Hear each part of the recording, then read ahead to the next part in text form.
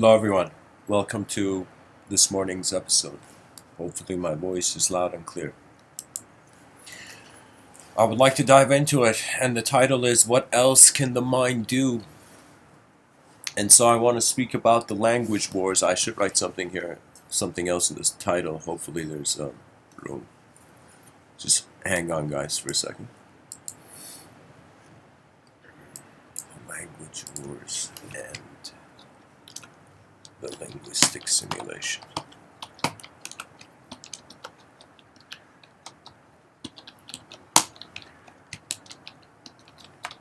Oh, there is no.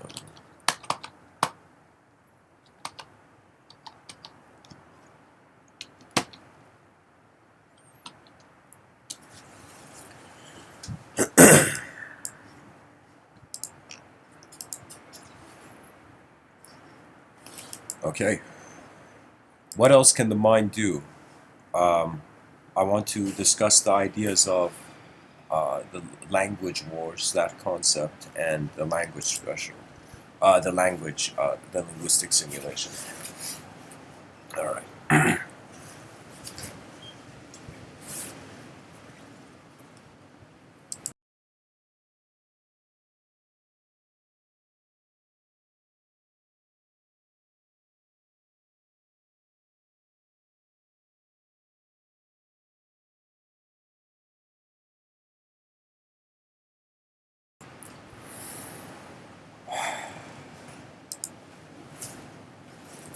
I found myself, last night kind of wondering, before I sleep, I was in my bed just lying there.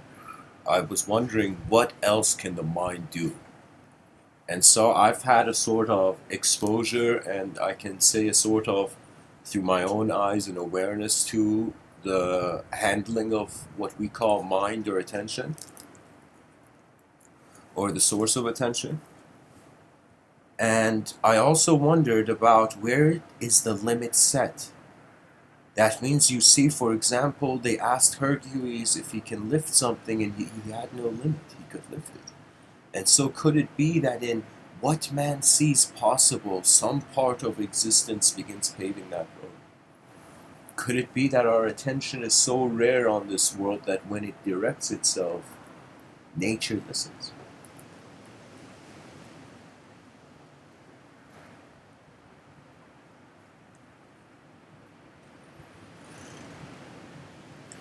There is a massive language war going on.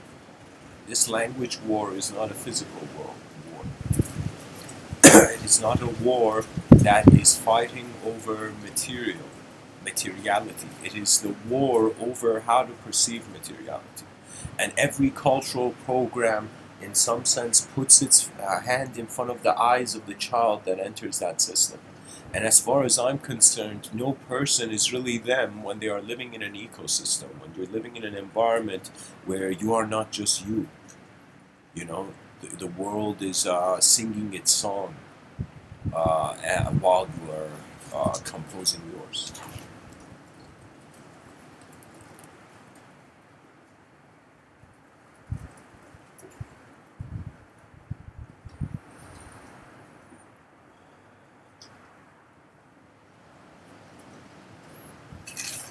In my youth, I was raised in a theocratical society.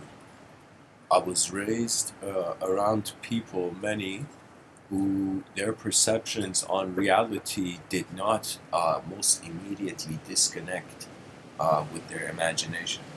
I have seen human beings who are trying to run to their imaginations. They are trying to escape the suffering of a condition towards an unconditional space of freedom. And there are those who look at the suffering of the world and they say, oh, what art is drawn today? How does the moment move forward? One of the most powerful and liberating realizations that I got, and I got it indirectly, but then I saw many philosophers, and in some sense many people throughout history had acknowledged that after some point of living as an object, and just as a subject, you will wonder about where all is, not where you are only where all is being. And when you wonder about that, the archetype has to, the egoic construct that's archetype based has to, in some sense, dissolve. That means it's like after eons of fighting, you know, the celestial warrior looked at his hands and saw the shield and the sword he had held so long. And so I find that in many mystical traditions, their approach towards a sort of ultimatum, an ultimate, an unconditional state to the conditions of life, was when you put down the sword and the shield. That means you can say the imagination is like the sword, and you can say your memories are like a shield. Your memories shield you from how the environment influences you throughout the day, if you notice. You see, when somebody does something suddenly out of place, there are those who look at that person and quickly, the friends of that person who's gone in rage, and instantly they go to him and they just really intensely, they say, remember yourself. Remember yourself. And that's the thing, that sometimes we can descend into our animal instincts. We can, just like we stepped out of the cave, we can de-evolve. We can go back into our inner realms. And this is the thing, guys. This is such a sensitive line in regards to how our identities come into motion, that it's as if I am telling you, there's some mysteries are just mysteries. You look at them and you wonder why it's happening that way. And I remember when I was attending Toronto Film School, downtown Toronto, I would go there every day and I'd be kind of standing there smoking a cigarette looking at the ashes of the future in some sense. And I could tell you that I noticed that the defeated and the successful walk on the same streets. I saw a person shouting at a building, talking to a building, you know, and I saw a person shouting at another person. You know, and so what that means is, on some level, human beings are active creatures. Alfred Whitehead said the life is not a set of particles, it's a process. What's his name? Buckminster Fuller, they asked him, what's God? He's like, it's not a noun, it's a verb. That means the man's interpretation and sophistication is moving beyond the solidification of abstraction into an image for all of reality.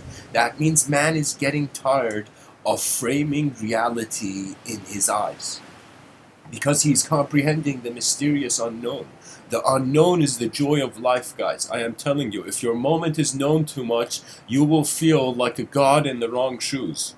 But if you, but if you, in some sense, if the moment is kept unknown, there is many things that happen in you. Novelty is born out of the unknown. The doctor that slaps novelty on the back to breathe is unknown. And so here's the cool thing, guys, that, for example, the young child that is born has no idea about the doctor that helps bring the child to this planet. You see, the child has no awareness of how it is reaching a certain state. And I found that miraculous, that my eyes stabilized, that it was as if like space found a way to be materialistic in a way where it could still be a subjective object. What that means is, for example, Hegel spoke about internal objects, how our thoughts are like objects, but in regards to a sort of inner realm. That means, like, just like I can move this cup, you know, you can move your attention to thought.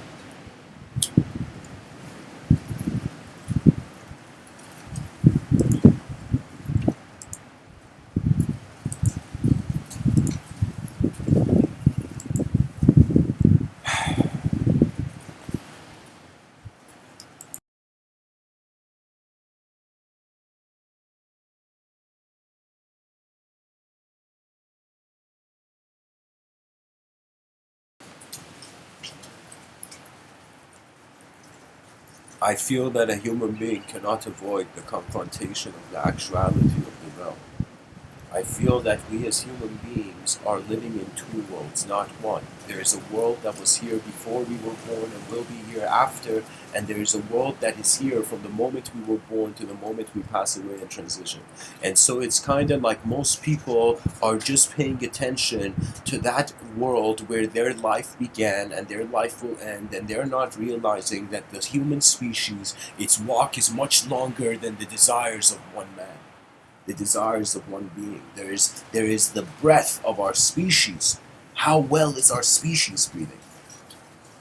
You know, there's a pride that will find you when you stare at nature for a while, and it is not the pride. I am telling you, you can say you can say like Persian people are, they do have pride in certain contexts. For example, you know, there's this kind of atmosphere of pride for what the Persian Empire was and all this.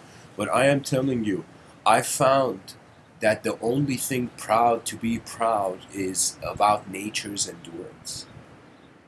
The rest are kind of dreams that never were, you know.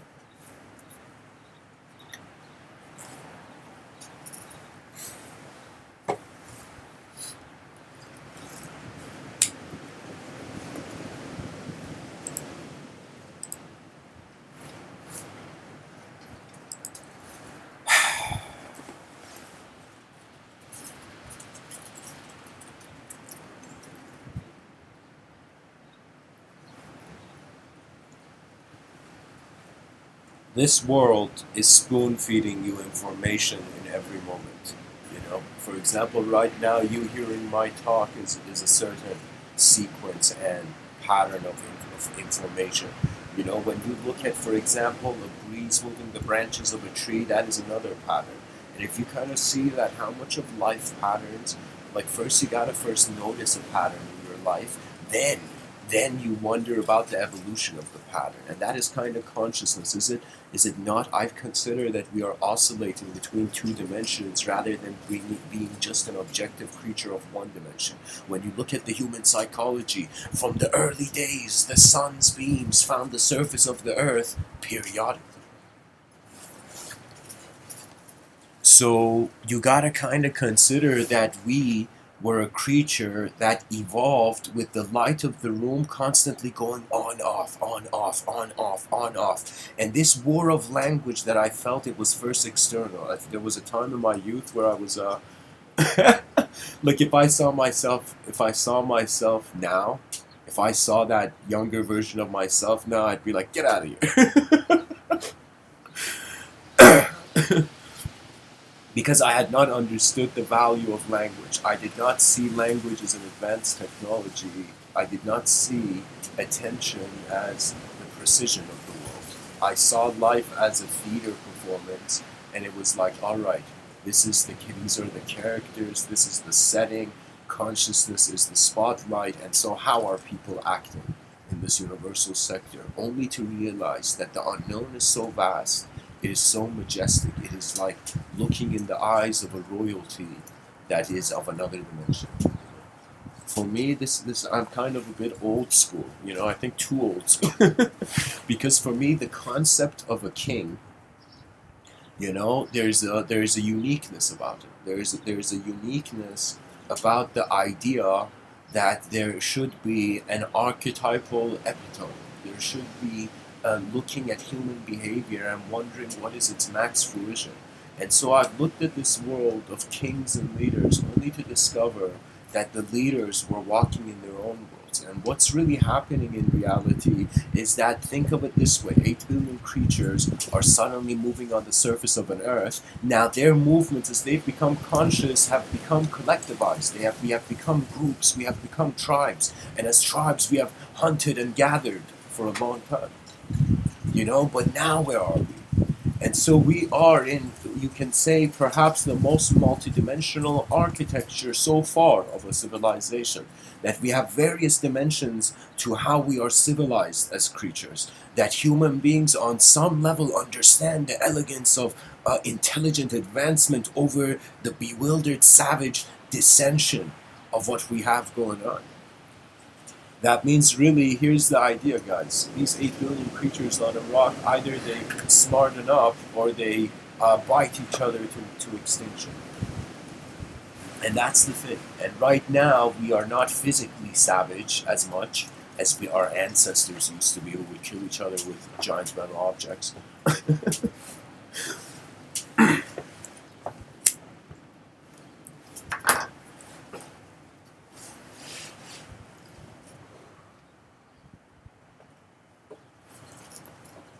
You know, there were certain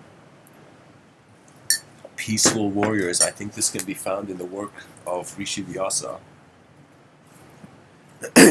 But it was this suggestion that when an unnatural, ignorant event takes place, in some sense, atmospheres of disembodied clarity or even embodied clarity, they leave the battlefield. So you got to understand this, guys, that life is not just about how we formulate it, how we linearize it. It is also moving in nonlinear ways. And if nobody has told you this so far, if your eyes have opened, you have heard what I have said way before I have said it. Because the world changes, it goes forth, and there is nothing I have found more of a powerful and divine force than a step forth. It is as if, like, when man continues, the gods, like in ancient Vedic times, the sages and yogis, they thought this world was an entertainment of the gods. They felt human life was the TV screen for the celestial, the unknown celestials. There was a reason they say that Sanskrit was the language of the bright beings. Bright in how? Bright in the precision of the accuracy of how they saw the plane of existence. For me, yoga is by far one of the greatest attempts of a human being to interact with the cosmic phenomenology. That means our eyes are open in a world. We get access to a chunk of it. There was this man named Robert P. Persig, if I remember correctly. Robert B. Persig, something like that. I don't know if it's B or P, but Robert Persig. And he says life is kind of like, it's like this endless beach, and we take a handful of sand, and we call that handful of sand our awareness. And so I am saying we are 8 billion handfuls of sand fighting over for how this endless beach looks like, not realizing that these particles aren't just in a container, which is the universe. These particles there is an intention to their vibration. There is something about looking at a tree and the fruit that it gives and realizing that the wisdom of the food was in the seed. And in life, in every moment, you are kind of being resculpted by the forces that your mind allows entrance into. That means I have allowed in this life, when I was younger especially, for people to, I wasn't aware of my inner realms. I wasn't aware of how I wasn't language. So when somebody would come and say different language to me, suddenly tell a different story of how I was in the moment, then it would be a feeling where I would suddenly have emotions arise. But after some point, you realize that who is your enemy? And perhaps there was a wisdom, hidden wisdom, when the sages said that the mind is the greatest enemy. That I believe it was Sogyal Rinpoche who said something like, unless you conquer anger, your enemies will be inexhaustible. And anger, it usually is driven out of two sources. Either your inner realms, you're angry about your inner conditions of life, or inner circumstance, or you're angry of your outer circumstance.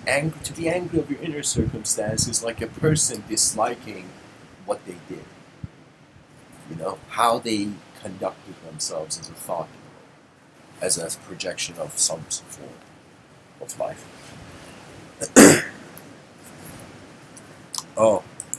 Welcome to the stream, guys. It's suddenly booming. Hey.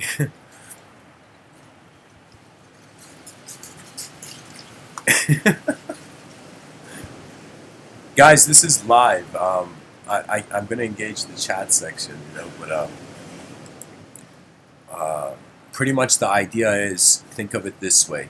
Imagine you went on a piece of paper and you wrote down a concept, and you wanted to then draw arrows from how each concept has a meaning. You see, unlike this person who's kind of looked at language differently, then I've looked at what we're calling knowledge, and then I've wondered what is causing the movement of this process that is life. You see, it's so much of life is kept in language then, and that's why it's hilarious, because it's abstract, and you might not believe that who you think you are right now is abstract, but it is, because tomorrow you open your eyes as a person with a different view. Do you see? Do you see we are not soldiers on a battlefield only? We are the process of how nature has dared endure so far. You know, and the human intelligence, it's separated from nature. I can't emphasize this point enough, that there was a time where if you asked a creature on this planet, what are you thinking, the creature is going to be like, nothing, man, because the environment's moving me. I don't have that much consciousness yet. You know? So that means the more primitive, the more animalistic you actually behave, the more savage bursts of intensity you have towards the destruction. Let me tell you, wherever your attention goes in your life, that sets your karma. So that means when I start, for example, giving the talk, there's only actually one direction the attention kinda is. There's a single pointedness that regardless of whatever, it's as if the person is still walking. You know what that means? That means imagine you're walking in a park, and yeah, you're a person who, like, let's say person A is walking in a park, person B comes out of nowhere and pushes person A. Now, let's say this is a situation where person A can't say anything to person B, but can't do anything to person B, but person A can just keep walking. And so the situation, if we suddenly immortalized it, that means saw it on such a long time span, it would suddenly be as if this person A is walking, and then he gets pushed back by person B, but then he keeps walking, and then person B pushes it back. And this is what happens, that the only way that I have seen, that it's kind of, I think this was kind of like Sun Tzu also discussed it to some degree, that when you are in war, when you are in a confrontation with the forces of your free will and the forces of nature, it is the endurance that keeps you here. You know, attention has to fight for its own importance, or it will too simply by the world be dismissed. That means this civilization of ours, civilization 1.0, I call it, in 2020, this is not an advanced civilization, folks. You could do all the good things, you could do all the best things, and you can run to your civilization and be like, civilization, I'm here for you. But the civilization is machine-like. It doesn't see you. And if it sees you only when you have seen it through a certain regulatory factor. You see, here's the issue. Michel Foucault, this philosopher, French philosopher, you know, he spoke about this concept of how in history we have seen that the king, the king back in the day had a jester. Okay, the king had a jester, you know, and so it was okay.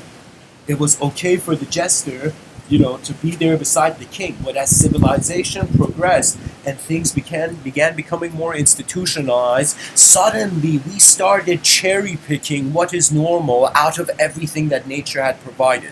So as if nature drew this landscape, drew this canvas where there's real and unreal phenomena, where people have inner values and outer values. Now, your civilization is a civilization that's just pointing on to the outer values, you know? And I'm not suggesting that law is arbitrary. I'm just saying that we make laws. Man made law. Man made the word. Somebody wrote the dictionary, folks.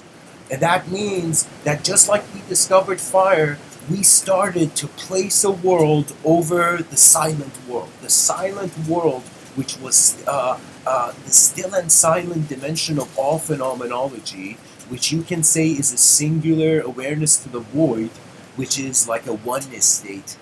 You know, New Age communities pretty much butchered the word oneness.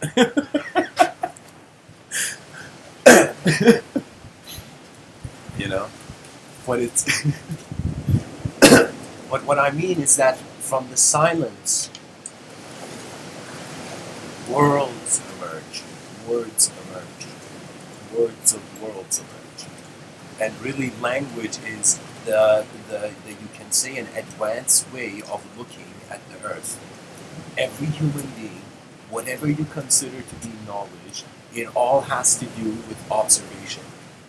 And what observation is trying to be the space before the thought, before you have the vision, before you live. And that was really the mindfulness in Zen, where it was like, why should a person not close the door gently? Why should a person bang it shut? And that's the thing, that we are like rational, let's say gentle human beings until suddenly emotions arise, conditions change, the unknown appears, and then we freak out, you know? And on some level, guys, I felt every enemy and friend I have ever had in this life. There came a moment where I was just alone in nature and I just realized that we are all creatures that are reacting to our emptiness subconsciously. And this is why compassion and human communication is the successful route. I am saying that we have no time for shyness. We have no time. No longer, I don't want to say we have no time, but like, the world is too precious to just passively watch. You know, it's like, why do you exist? So this existence moves. It's like, you know, it's like you can get the best life lessons from your body. You see that your heart is beating regardless of your opinion. You see that your lungs are breathing regardless of the thoughts you have. It's just nature's endurance. And in nature's endurance, consciousness has attained. And nature speaks a secret language. A secret language that the young child on this earth hears, but soon forgets when he's forced to be. How the spoon of society fed the moment.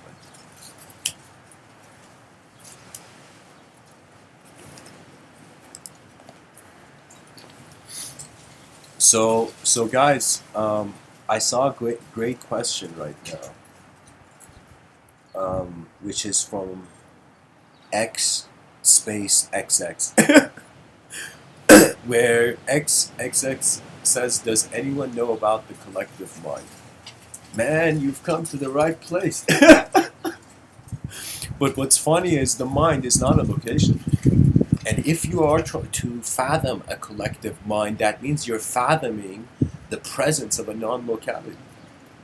So that means the concept of a collective mind doesn't exist, but there are states where before you're an individual, there's intelligent presence.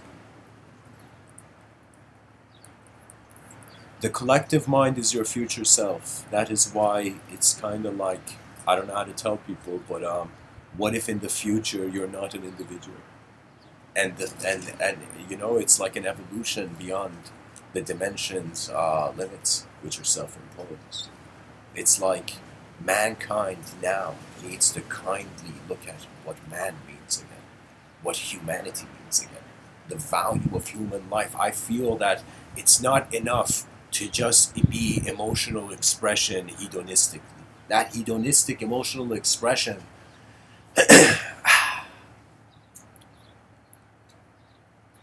it's as if some people just want to walk on the earth. Some people want to build something before the walk ends. And I am speaking to those people who want to build something before their walk ends. That means if you're coming to hear these talks to be pointed to some mysterious utopic heaven of your own making, you know, you don't need these talks. The thing is, when are we going to bring the discussions of direct experience into this? When are we going to realize there is a language threshold? When are we going to realize that words evaporate in the presence of the actual? Because words are just echoes of images in a different context.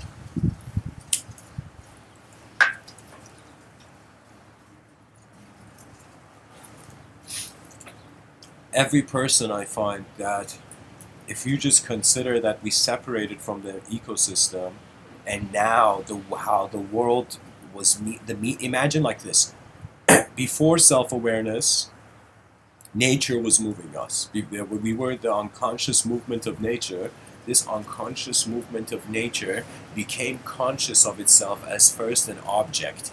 Now, so many that after that, I say there was a subjective evolution, but nobody talks about this. They just keep it as a mystery of the past, which I feel is not enough. There was a subjective evolution. That means after this unconscious movement of nature became conscious of as an object, then the object saw its own face. It saw its reflection in the pond or something. It found some mirror-like moment. And when it found that mirror-like moment, it was then where there was the grand, I call it metamorphosis of an objective creature into a subjective field. We just like imagine like a caterpillar. It's it doesn't take 4 billion years for a caterpillar to evolve. Caterpillars are, as far as I'm concerned, they're more advanced beings than human beings. You know, the insect kingdom may look freaky, but may look odd. But I am telling you, you will not believe, and you should not believe how many dimensions will look odd. There's something about the mind that the moment it gets access to an unfamiliar pattern, it can orbit that unfamiliar pattern around itself. So then any concept that arrives in the mind is actually experientially being shifted. We are way more multidimensional than we're being told.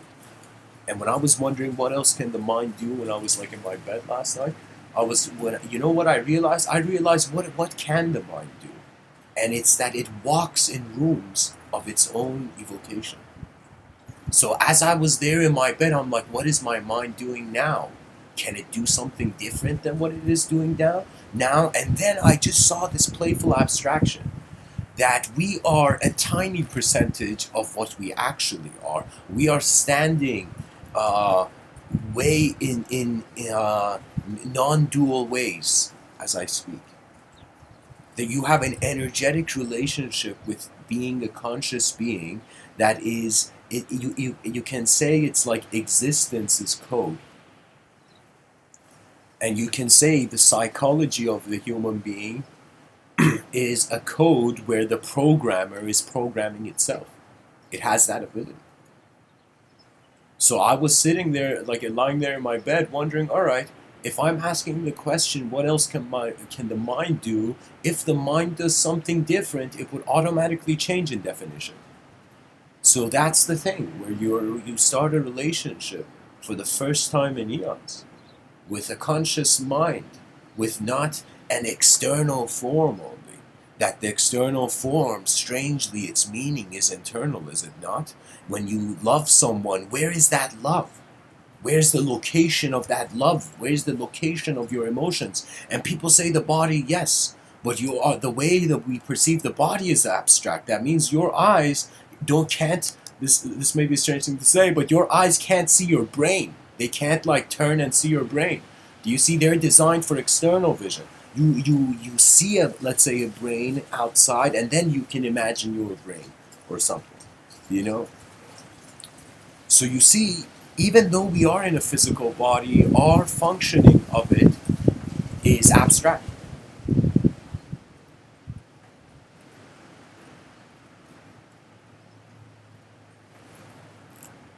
The mind is not the point. That's what I'm saying. The mind is an interpretation to a state. All the words all the ways you have language is used, it's a technology that is used in your conscious waking state. That means a free will. I've had dreams where I've moved in those dreams. So the way the free will moved in that dream, it had less energetic resistance. So in my dreams, my free will was crystallized. In reality, the free will is conditional. So that's what I'm saying. When you dream, it's like your mind is living in a world, or is being a world.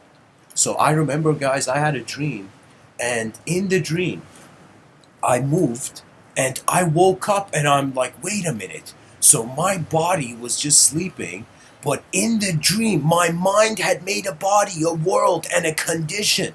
The mind was living a life of a world while the body was asleep in the bed. So it was as if it was an inner life, the dream. And I am saying we have that inner life in our conscious waking state as well, but it is less colored with the state of the mind having instant evocational freedom. That means only when the sage found a way to go into the mountains, still and silent, there he could truly see what his mind was.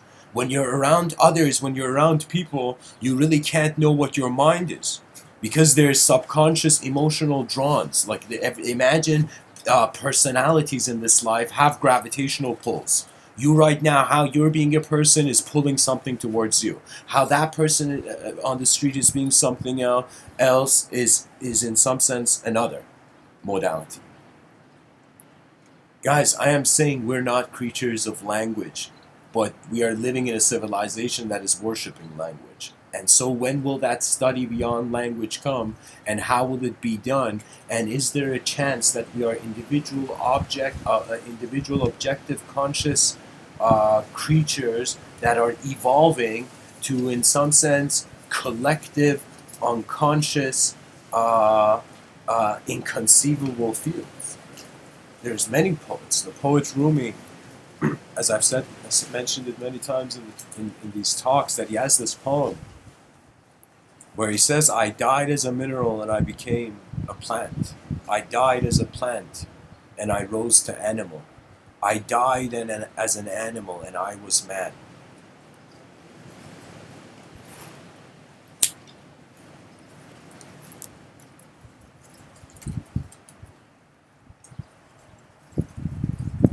He says, why should I fear death?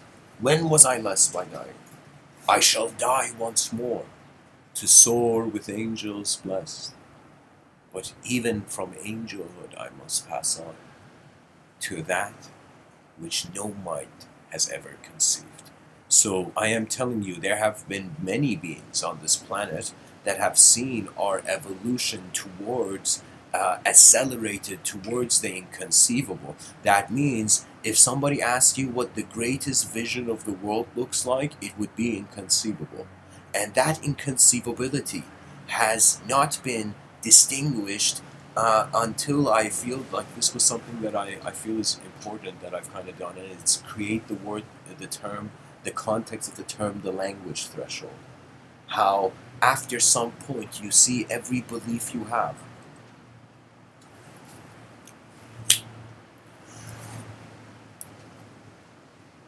Every belief is a leaf on a tree planted before the belief. You know, I found something about Carl Jung's work very fascinating. It's like incredible. Like, you know how, like, imagine you're like, you and your friends are hanging out and then one of your friends does a backflip. You know, I've seen this. A friend does a backflip like in front of everyone, you know? So in that moment, it's like you're noticing something amazing, actually. You know, like, and it's something you don't see often, right? But sometimes you find inner parkour.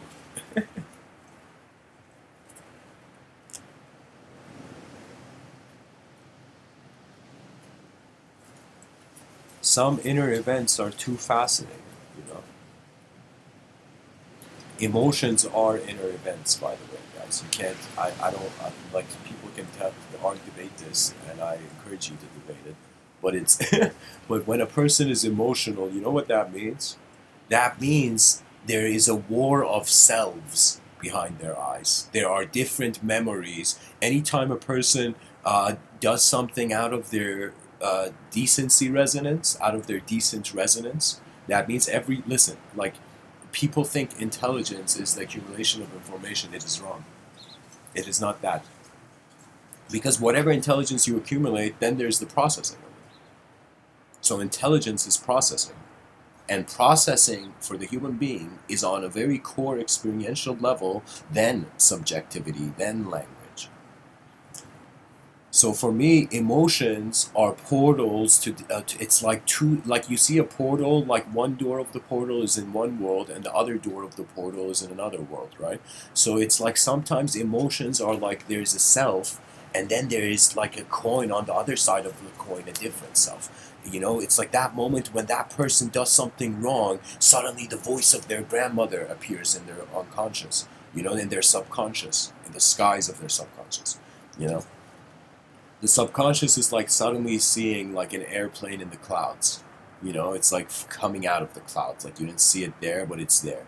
you know so emotions are how behind our eyes we're actually looking through many faces, not just one. Now I want to take this the theme of this talk, guys, towards war, and in some sense the language wars. You see, when you go look at history, you see a lot of wars. You see the cost of war. And after some point, I feel if you're a decent human being, when you read the history books, you will cry. And it will not be tears of regret. It would be tears, or let me say it would be tears of regret, but not the regret of what they could do in the past. It's as if you see that in every moment there has been war, there could have also not been. In every moment where there has been inefficiency, there could also have not been. Why do you think they say patience is a virtue? Because if you literally slow down your decision making by 50%, you will see way more options. That's the virtue. You see more before you decide. You see more before you act. And in the Farsi language, there's a word called Seymour. And Seymour is the concept of the phoenix. And the phoenix was a symbol of wisdom, And it was a symbol of wisdom because it would kind of resurrect from the ashes, but it would be a being that had lived through three ends of the world. So it was experientially wise. Experiential wisdom doesn't have much to do with language. That means when I see a university professor, I don't look at that person and be like, this person experientially knows a lot. I look at that person and I'm like, the way this person is using language appears as if they have seen dimensions, but do they have access to the experiential dimensions? And only silence knows. That's the beauty of experience. It's like a silent breeze in manifestation. It's as if your mind is like a wind. Your consciousness is like the whole moment, and the contents in the moment are just what happens. It's like we are inside a sphere and we don't see outside of the sphere. That means we only see our inner realms. When we choose to see outside of the sphere, it might be totally different than how the inside appears. That means I wouldn't be surprised if in our cosmology in the future we begin acknowledging mirror dimensions. How inside, like how there's a sort of onion style multidimensionality, a Russian doll multidimensionality. We are amazing comment XX in the chat section. You say light is literally what we are, but we are not just light. We are light that's moving. That is the mystery. That is why they say your existence is the proof of your divinity.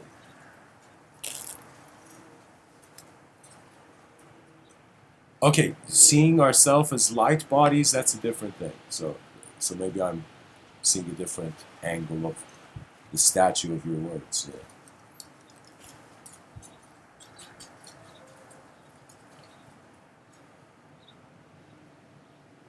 The educational system has to teach the children of the future generations not how to just acknowledge the world, civilization, society, but how to acknowledge the self, the mind, and the unknown. And the self and the mind and the unknown is where, in some sense, the cosmos is at. It is in the fragmentation of an inner attention to the outer. And I say inner and outer because I feel it will bring release for many social programs, many cultural programs. Let me tell you, after some point of going within, for the within, the without doesn't exist.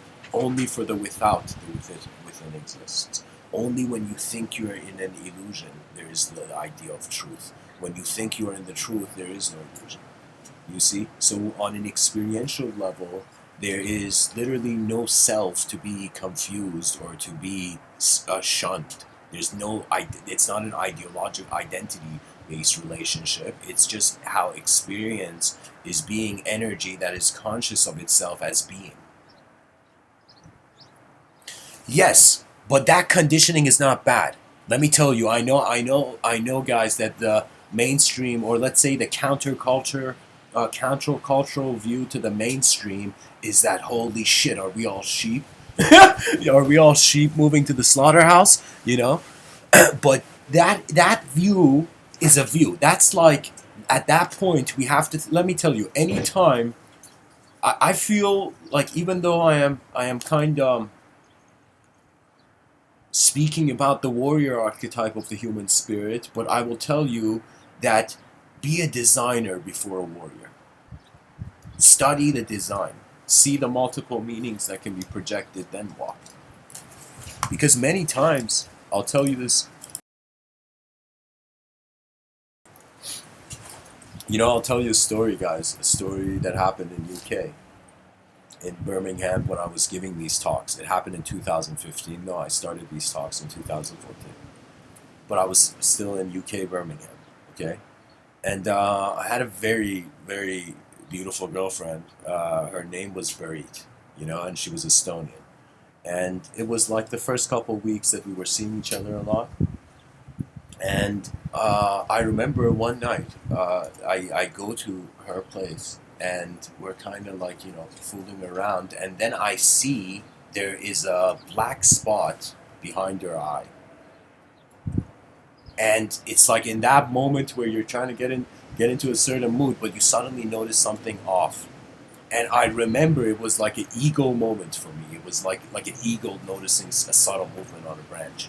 It was like I suddenly noticed there was something off. There was a black eye on her. Not a black, like there was a little bit of blackness behind her eye. And I asked her, what is this? And then she said, it's nothing. And the moment she said it's nothing, I knew it was something. Usually when you ask people what's up, what's wrong, and they say it's nothing, that means there's something there. you know? And so in that moment, I asked her what happened, and the most chaotic thing had happened, where she had gone outside to smoke a cigarette at 4 a.m. in this bad neighborhood in Birmingham, and then these three stray girls, like, I don't know how to tell you, savages, they, as she's smoking a cigarette outside, had come, and they had bullied her, and they had even pulled her hair. It was like I was breaking in that moment where she was telling me that story, you know? And I just got shocked. It was a subtle moment, and then we were students at the time, and I told her, you got to get out of here. You're not staying here, you know?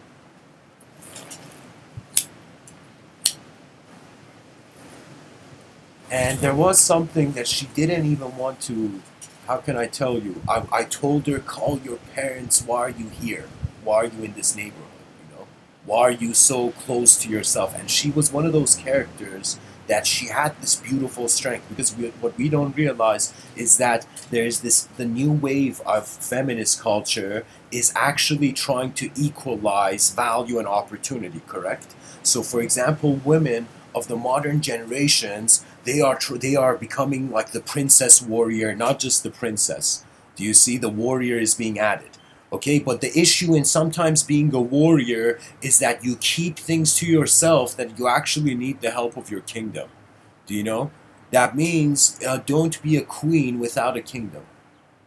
You know? And she was in that sense a very strong, like her behavior.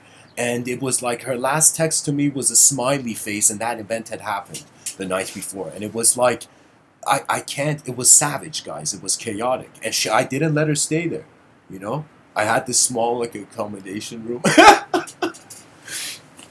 you know? Until instantly, I forced her to call her parents, and so she gets a new location.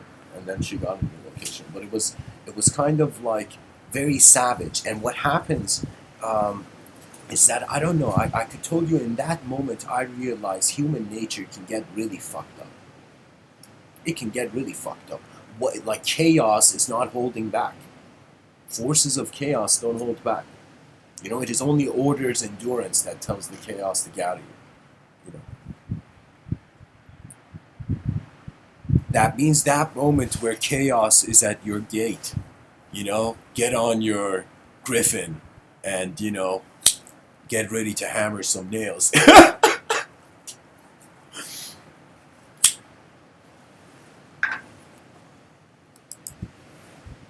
And we had to go one more time back to get her stuff from there, and move it to the new accommodation. And I remember when we went, it was like, how can I tell you guys? Some neighborhoods are worth leaving. I am telling you. Sometimes uh, to get out of a problematic environment is the smartest thing, because the environment, you can't change an ecosystem instantly. It is only the human mind that can change itself. That means your sense of self, you're in a situation that's messed up, right? That sense of self has to shift. It's as if you stay in the fire, you burn. But if you get a fire extinguisher, then you conquer. And then you can walk anywhere. And it's honestly, believe it or not, a lot of life is just the effort to keep going. It's like tears fall like comrades lost in the battlefield. Or tears fall like falling comrades. And this life goes on. And the Buddha said something very incredible. That he said,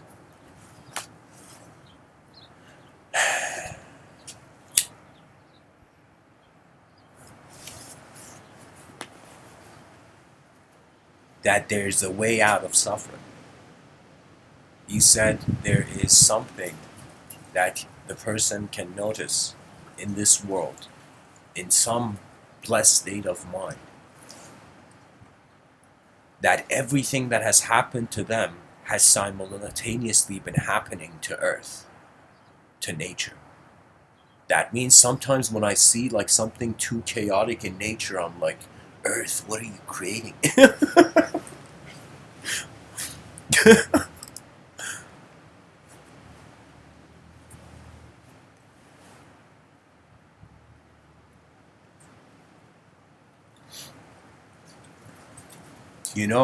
I feel there is karma, but I feel karma is a vehicle.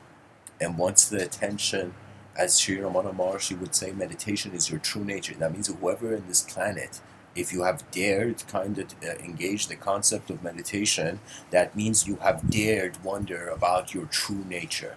And the true nature is as if right now you're hearing many sounds in this world, sounds like melodies, imagine.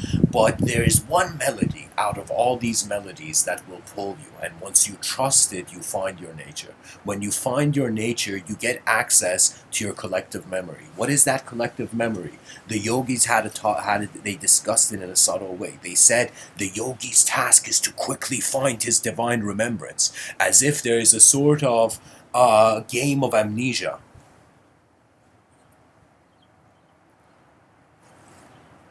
Guys, just because language is being used in unfamiliar contexts, it doesn't mean the sky is cloudy of the sensory perception.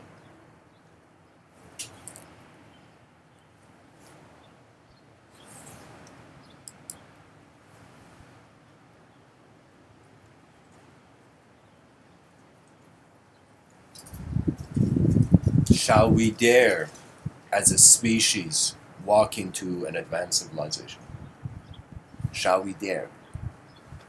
Do you think human beings on this planet care for more than themselves? And if they did, how would that manifest? Thank God the internet is here, or I think we'd all go insane.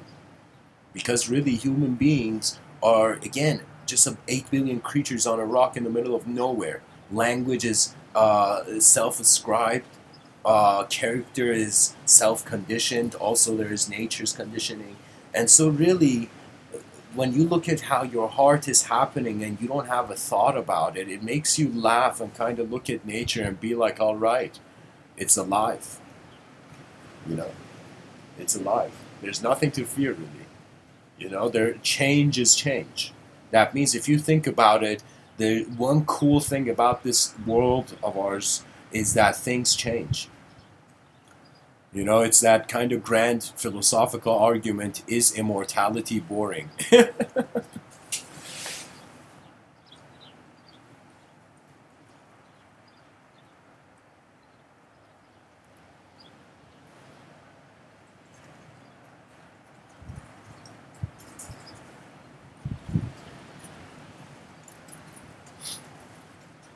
Guys, I would ask a question.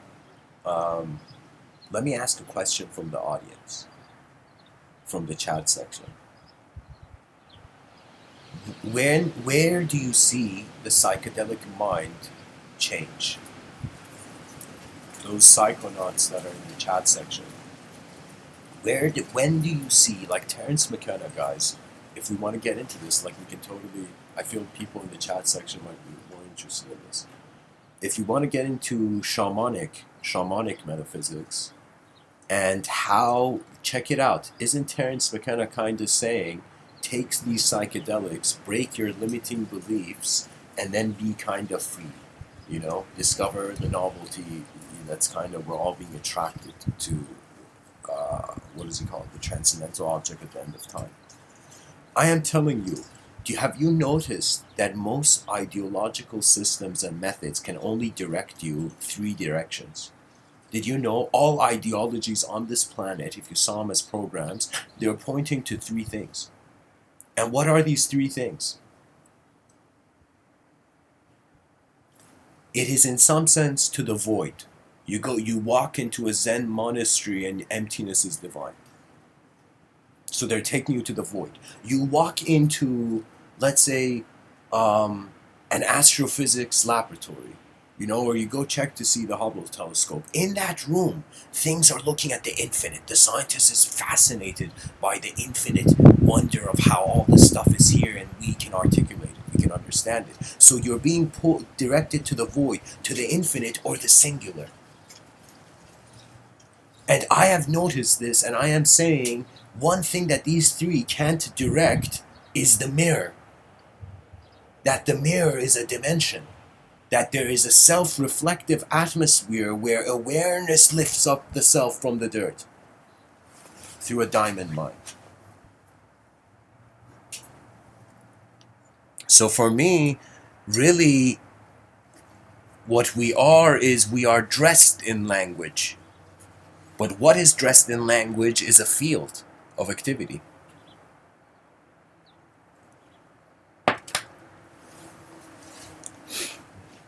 So I respect the shaman, even though the culture I was raised in shuns it. But I respect the shaman. You know, for me, Native American spirituality was a remembrance of, again, the Gaian mind, as Terence McKenna would say. That nature has a mind, it is alive, and when you actually permit yourself, whether it's through psychedelic means, whether you find ayahuasca in the Amazons back in the day, you know, or you meditate and do this, whatever you do, you're trying to see beyond the wall that is so sensory-wise kept. Yeah, but also you can just be. That means in all the modalities, just like from silence, you can say any sound. From a state of being, just pure being, you can be anything. So really, when they say nothing is impossible, you know, on some level, yeah, nothing is impossible to conceive. Yeah. But what it also means nothing is impossible. That means behind your eyes, space is a blank canvas for matter. That means there is no, who says it's impossible for you to see something else? So something becomes impossible when it doesn't change anymore. But everything in this cosmos changes. That means all the systems of power, every tyrant, every ruthless warlord on this planet, They have found a moment at the end of their actions where they've looked at the sky and they've looked at themselves. And let me tell you, this is the kind of, this is what happens worse than guilt. It is the dissension into the chaos of your own mind. When you do too much chaotic activity externally, you know what happens? Your mind starts treating itself chaotically. So you start feeling in every moment there's an archetype. I don't know, I've playfully termed it wrath archetypes. What is that? That means you feel one step is off. So there's no karmic retribution. There's no karmic redemption because you're feeling one step off. You know.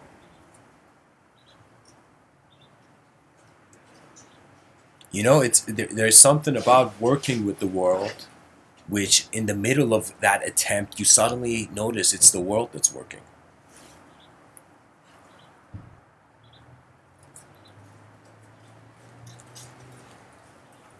I don't know what you mean by that, Hurricane. Guys, if somebody doesn't see the chat section, they'll be like, Mr. Within is talking to a hurricane and XXA.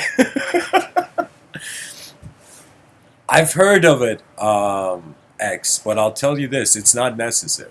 I think it's an ignorance. It's not an ignorance. It's if you are hungry for the unknown's image, be careful. Maybe the unknown is hungry for your image. That means it's like the guy who went to see the tiger up close. Unfortunately, didn't find a way to come back. So don't go where again. Don't go to unnecessary neighborhoods in your inner realms. Yes, yes, I know.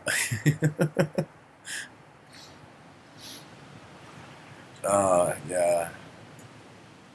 I guess, guys, you can't talk about the nature of existence without avoiding esoteric, rivers finding, esoteric streams finding the river. Ah.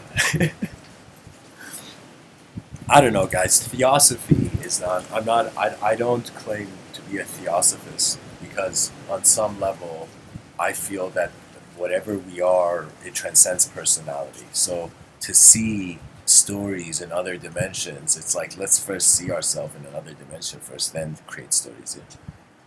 Yeah.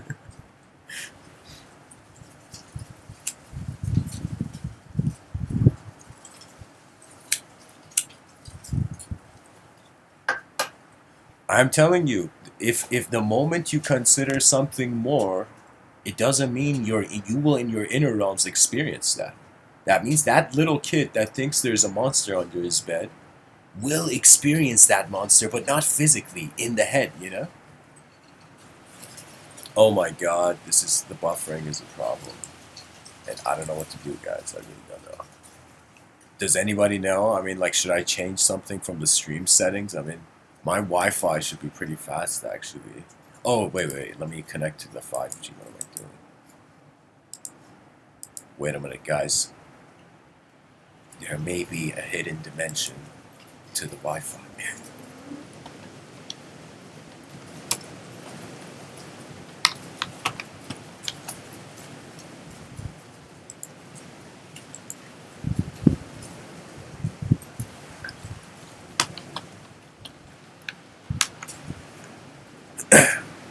Guys, I had this vision, like as the School of Athens 2.0, where it's not just people who hear this talk, but this kind of pattern of effort goes into civilization where human beings understand they have raw access to experimental results of consciousness, of their consciousness, and really you are the greatest teacher or the greatest student of your own mind's teaching. And every mind, I am telling you, is like a hidden instrument. I am telling you, there are things that if I notice that it was only I did different that than the status quo. It's kind of like this idea really that when you look at what everyone is doing, if you do the same, you got to compete. Have you noticed that? The moment you try to be like others, you are suddenly defined in the same context of problems, right? I remember I was having a discussion with someone. Is it better to be like, imagine your ancestor, it was a carpenter, and it's been like lineage of carpenters, carpenters, carpenters. Then let's say you suddenly decide you want to be a Shaolin monk. I think the same way kids wanted to be Shaolin monks back in the day instead of like a carpenter. You imagine the son of a carpenter. It's the same way how like nowadays children want to be like artists or I don't know, creativists. Like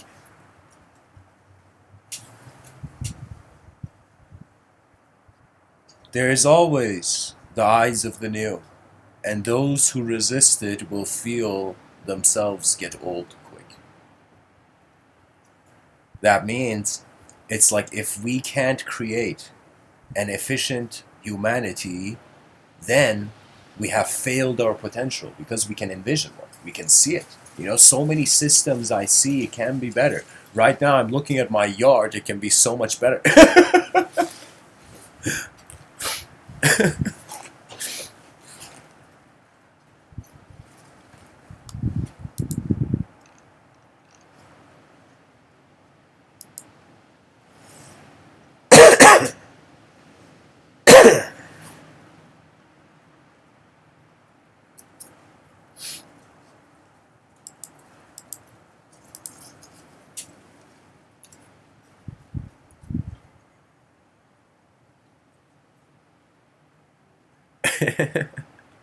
A Shaolin bus driver. That would be probably the best bus driver now.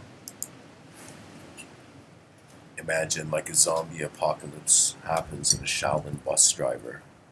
Let's say there was a sudden interdimensional shift. Hurricane, I'm going to attempt to make a story out of a Shaolin bus driver.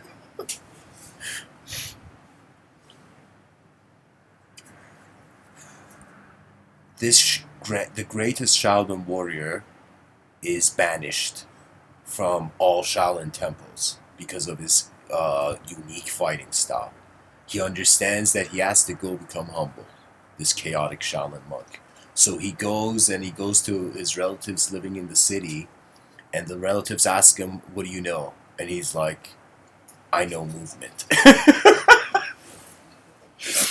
And the Shaolin monk eventually is like, "I can master any movement, so I could probably master driving."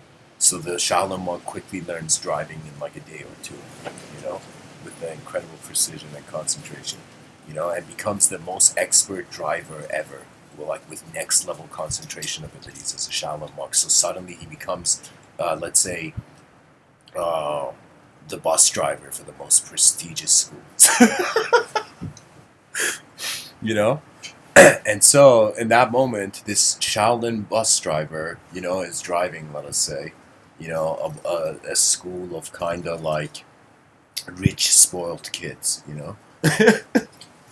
and he's staying so true to his values that he has to return these kids, he has to take these kids back to the school, you know imagine. So the Shaolin monk, guys, this is the playful portion of the talk where I'm trying to see if I can make a story out of this, like for my own challenge. Okay, the Shaolin monk is taking these kids. Suddenly there's some extraterrestrial interdimensional interference. Suddenly this Shaolin monk finds himself in a future dimension where it's an apocalypse, so this Shaolin monk has to defend these kids in a bus from zombies. And that secret Shaolin monk kind of technique he had, imagine before he was banished from the Shaolin monk temple, they told him, you can only use this technique on the dead, you know?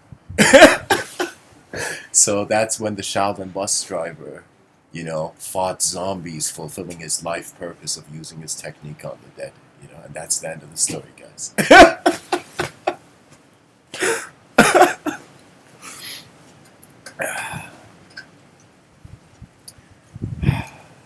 Shaolin monk bus driver who fights zombies. I hope the entertainment industry is listening. Oh man. Alright guys, let's make our way towards the talk somehow. I think another it's something that would be more badass than a Shaolin monk, which I think Black Mirror got to doing actually. I don't know, like a Shaolin monk. Sorry, not Black Mirror. Love, Death, and Robots or something. That show. But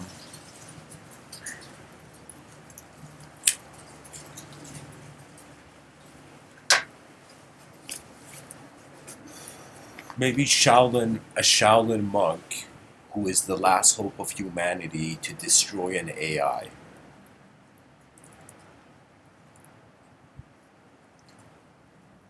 Pretty much, I think I'm envisioning the I Robot movie with a Shaolin monk instead. But anyways, guys, let's pretty much the whole effort is, guys. I was curious to know what else can the mind do, you know. So this would be a good thing, perhaps, the audience to respond to. You know, what else do you think this mind of ours can do? I have noticed that it can be the self that projects the world, and it can be the world that's projecting the self. You know,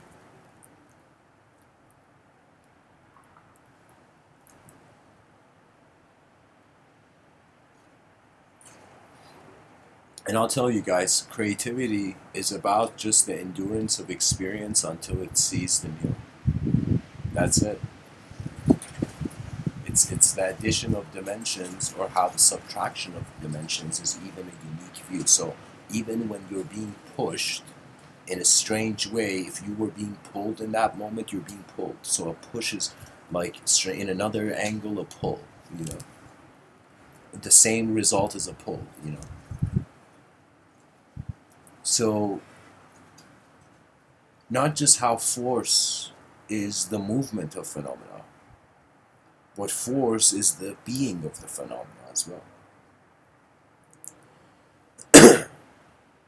Yeah, I feel we are unknown uh, fields where known particles are moving in, and we have identified with the known particles for so long that now we have kind of fallen into a Tetris game of a civilization where it's like blocks being added rather than the whole system suddenly returning to its dynamic momentum.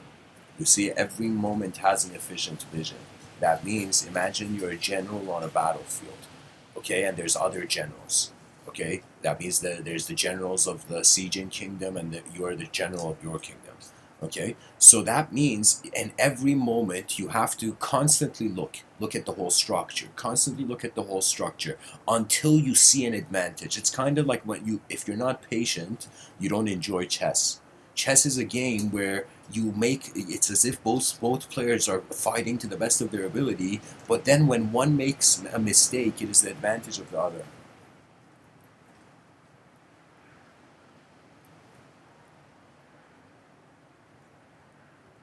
Very interesting, Jake. Thanks for sharing that. I see it as that self could not just be a self, it could be a geometrical phenomenon, inner phenomenon.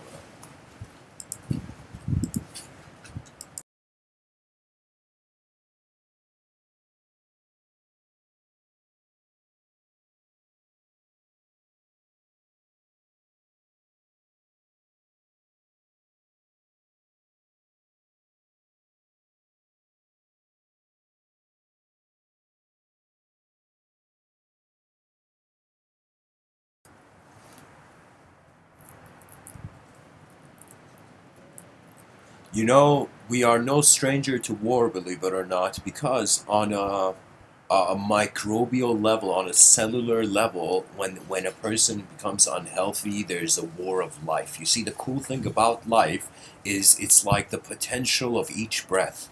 You know, something that I think people nowadays they dismiss before they observe, mainly. They emotionally dismiss phenomena, what they see, rather than attempting to look at it, which can imply a different self.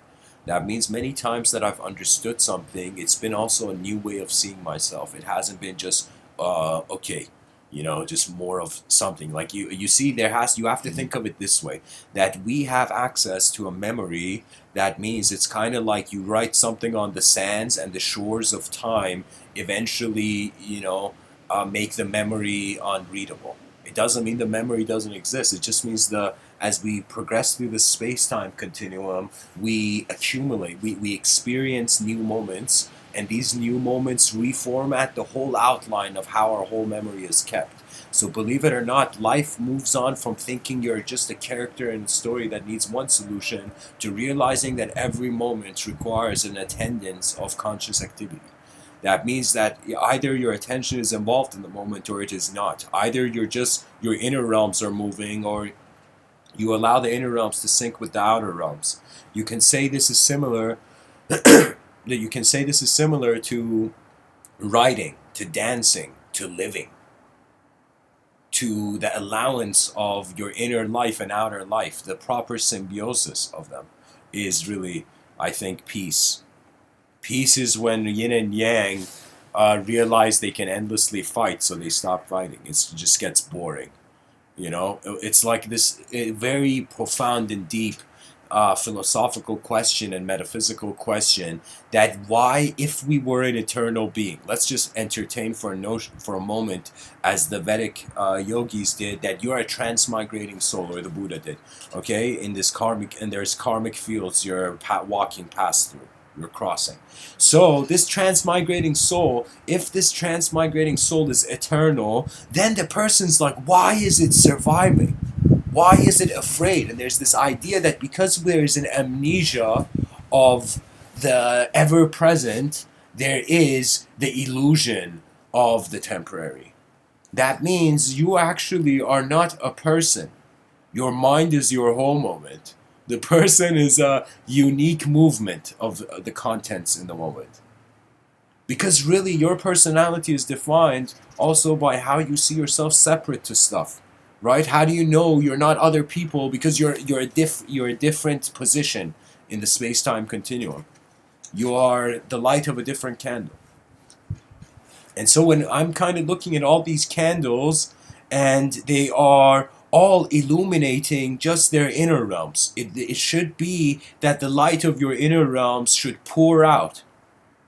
That means from the skies of your inner realms, light should suddenly pour down like a waterfall of light into the external.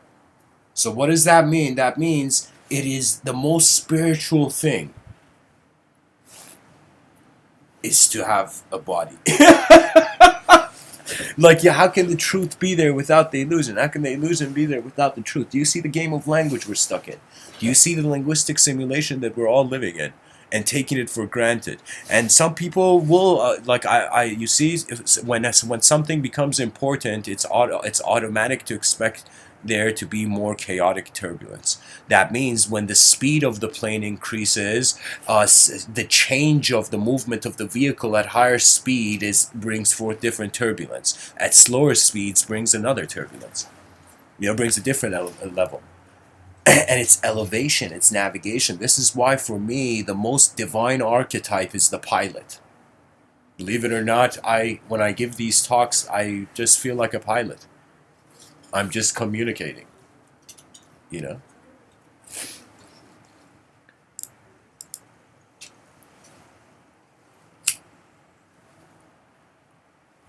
Yes, but the experiences don't animate until the conditions, it's an ocean.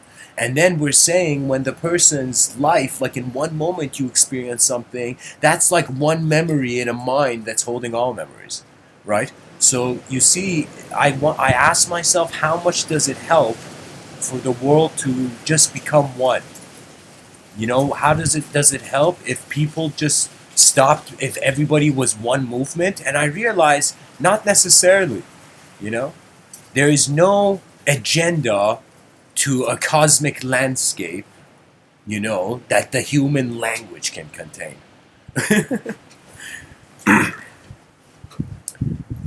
Yes, but we are also the sophisticated projection of the cosmos as humanhood.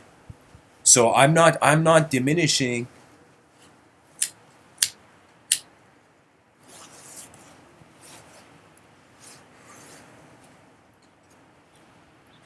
I am not diminishing. How can I tell you? It's we should be living in better ways. We're not as a civilization, and it has to do with our psychological self acknowledgement, how we see ourselves as a self in the world that has led to this self. No, no, no. I don't believe that. So XXX, I can see. I understand. I understand what you say. The agenda is not to have an agenda. Yes, I understand that you can't want the external realm to just look like your inner realms. That's a fool's errand. All the tyrants and dictators and conquerors, trust me, the sages looked at them like foolish children. That's it. The most powerful, ruthless, chaotic human beings, it was as if like, it's like you are not you. It's like if you, let me tell you, if you're smart on this earth, it becomes a win-win between the self and the world. If you're not smart, either the self loses or the world is lost. We should seek the win-win.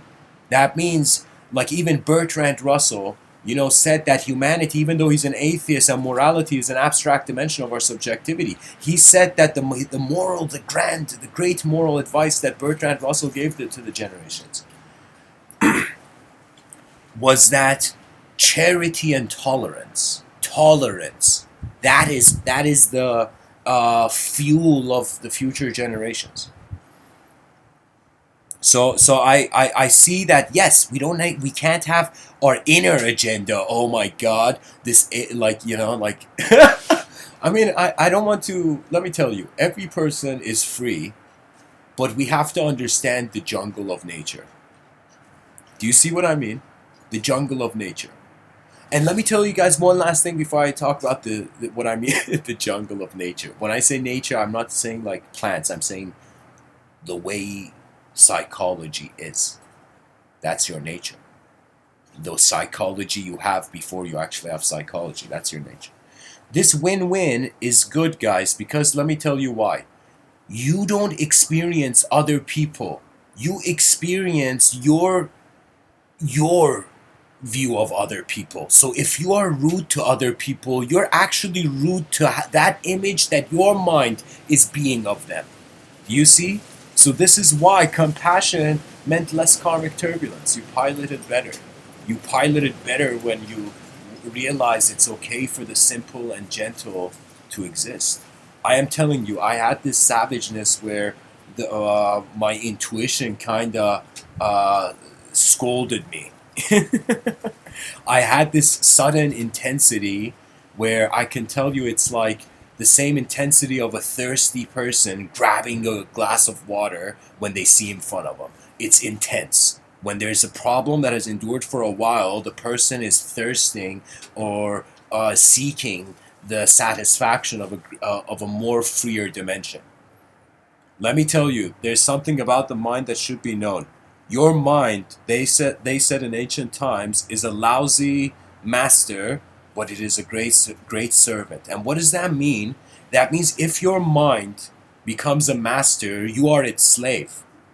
Now, what does that mean? That means if you don't implement, don't apply your free will, you will be defined by the unconscious.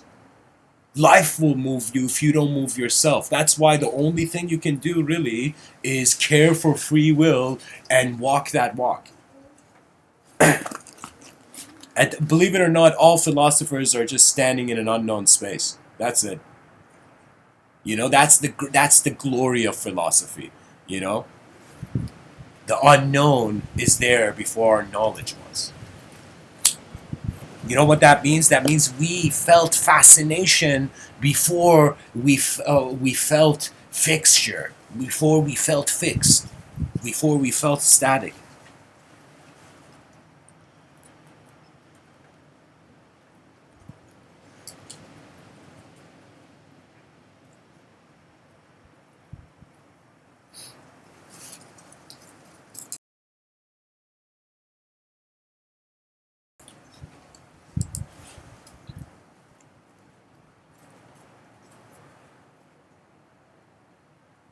I feel that listen, on some level, We are storytellers of our own conscience. We are storytellers of our being.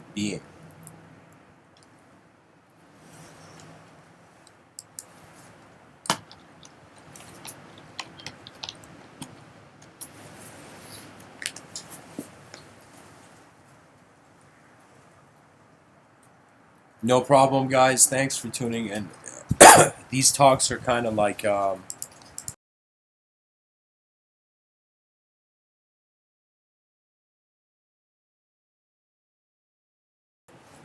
they're pretty much like language. Speech is an inner film of one moment, and that is literally like how in YouTube videos you can make a YouTube private and you can make a YouTube public, the video public. When we speak, we are allowing authorization for our inner realms to, in some sense, walk externally. So the most important thing to remember is give yourself the freedom before expecting others to give you that freedom. You know, I had a friend, I told him once, that if you can't forgive yourself, how can you expect others to forgive you? How can you want others to do something you couldn't do for yourself? Do you know? And I feel it's the same. It's as if many of the things that you're waiting for, dear human being, get rid of those limitations, run to them. March into the unknown. There is no greater glory. For what is within, once it remembers. Did you know you can smile? You can smile like the event horizon of a black hole.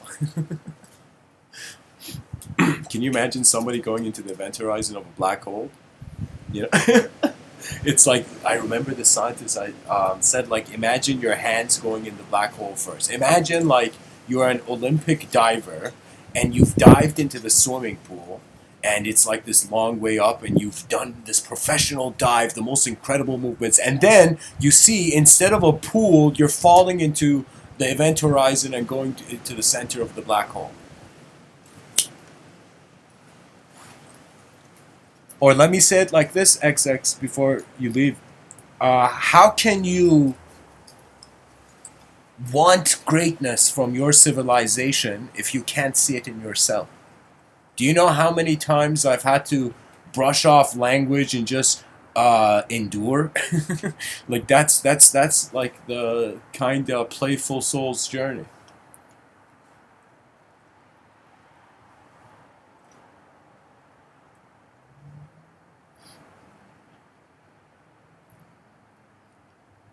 And guys, soon I will start this grand project. I've thought about it, and I've realized that it's like if we look at the life like an artist, there is really no agenda. There's just moments of influence, moments of exertion of force. We are like some energy conscious of itself, and this energy is interpreting its realm, but it is also being its realm. So it's like an infusion. We're oscillating between the known and the unknown, and people are freaking out that they're gonna live and die. Like it's humor at its finest, where abstraction is giving experience before it has arrived. You know, Socrates, this grand philosopher, Greek philosopher, he was told to come to the court of Athens. And he's summoned to that court, and so some guy who was kind of like, didn't like Socrates for some reason, he had kind of brought Socrates into court, and guys, look at how hilarious the court, I don't want to say hilarious, but like, to the secular mind of our modern world, any ancient story is probably humor, is it not? Because civility is identifying by its newest update, but the past shouldn't be forgotten in its own value as well. Anyways, Socrates, he goes in court, And they pretty much tell Socrates, Socrates, why have you been going in the streets, sharing, giving your own lectures on divine, your view of this divine agency? Why are you giving the children of the youth who believe the gods are walking on the cloud, like in Apollo and Zeus and the ancient gods? Why are you telling, like the ancient gods was the norm back in the day? Back in the day, if you didn't see gods walking in the cloud, you were the fool. So what I'm saying is that it was as if Socrates had gone and given talks about his experience of the living reality, but people believed that the living reality was only in a certain modality, right? And so Socrates says something very profound. He says that I have enemies, enemies of now. I don't remember the exact wording, but he says I have enemies. I have recent enemies and I have ancient enemies, and it was this intense thing where he also says that the only reason I came and walked in this court today is because there has been an inner oracle my whole life, and that inner oracle has authorized me if I should continue further in a moment or not. Socrates is saying this to them, you know? And Socrates, he says, I have ancient enemies and new enemies, and he says some of these ancient enemies as if they are karmic consequences of the deeper memories that we don't have access to, or if we did, we would not be this. And so Socrates says this, but they give him like this kind of option where they're like, no, what you're doing is still wrong. We believe in God's walking on clouds. God, you're saying God is not a concept, like that's not acceptable, man. You're saying God doesn't wear shoes, that's not acceptable.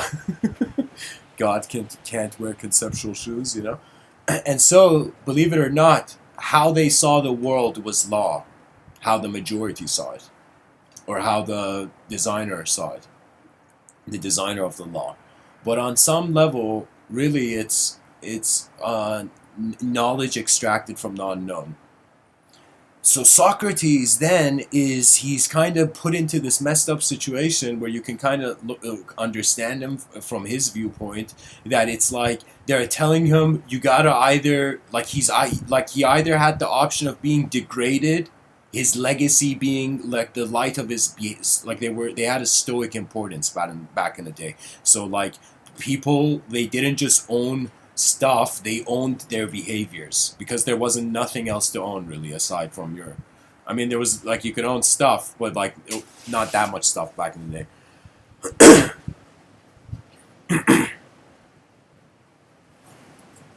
So Socrates, either like there's a way he can technically get out of court, but he doesn't take that path because the inner oracle tells him as if you have to go. The inner oracle is like the spirit of history guiding Socrates' steps for how the future generations would read his life in words.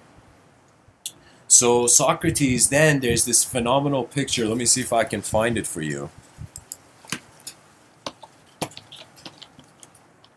Or I think it's drawn by a guy named Jacques.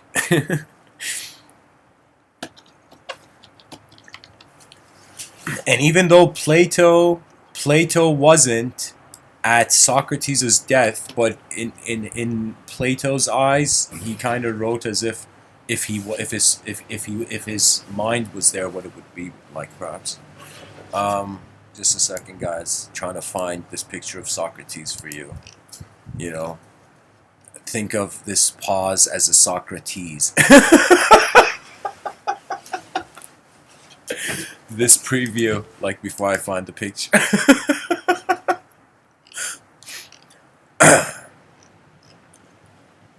And you know what's funny, guys? Socrates' last words, like I'm going to tell you his epic words that people ascribe as, people think of his last words, but his last words were something like, hey, pay the baker. Like, we owe the baker, pay the baker. Like something so incredibly humane.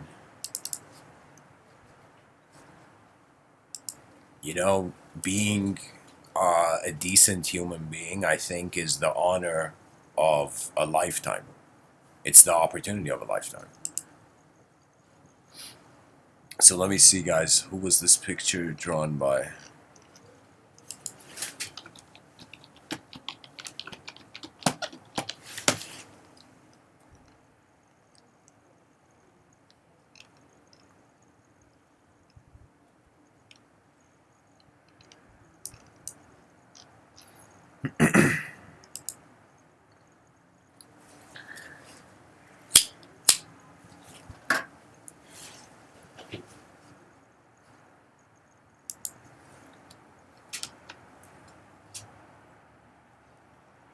So, so here's the painting, guys. Just hang on. Let me get this for you.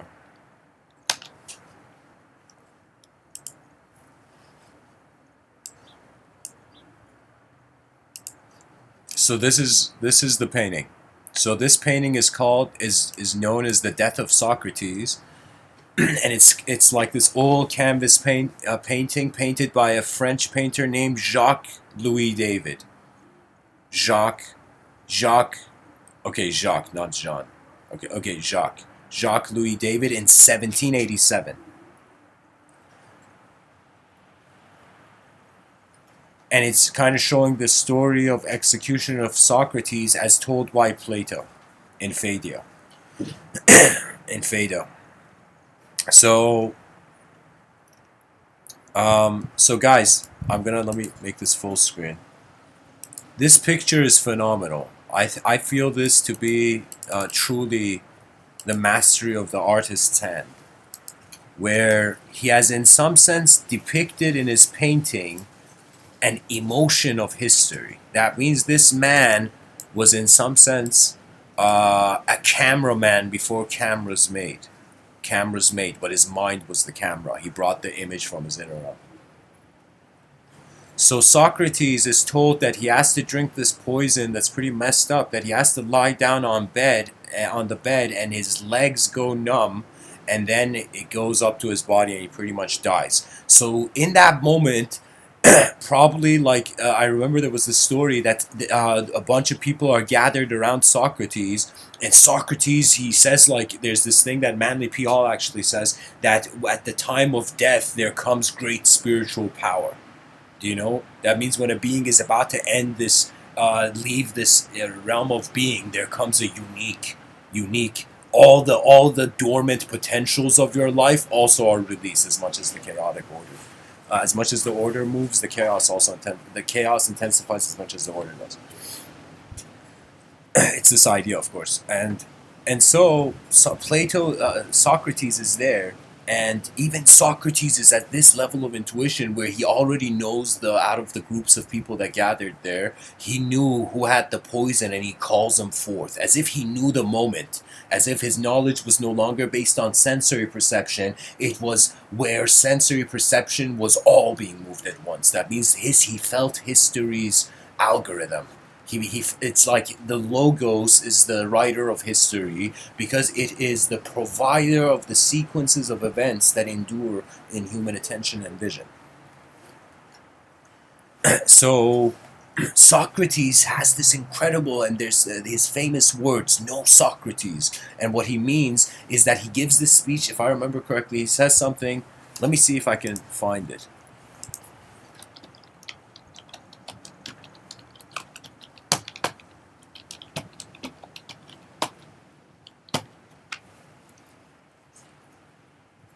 I mean, his actual last words was Crito, we owe a cook to Asclepius.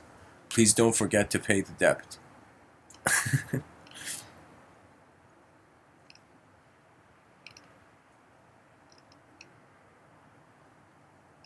Oh man, where is this? Maybe in...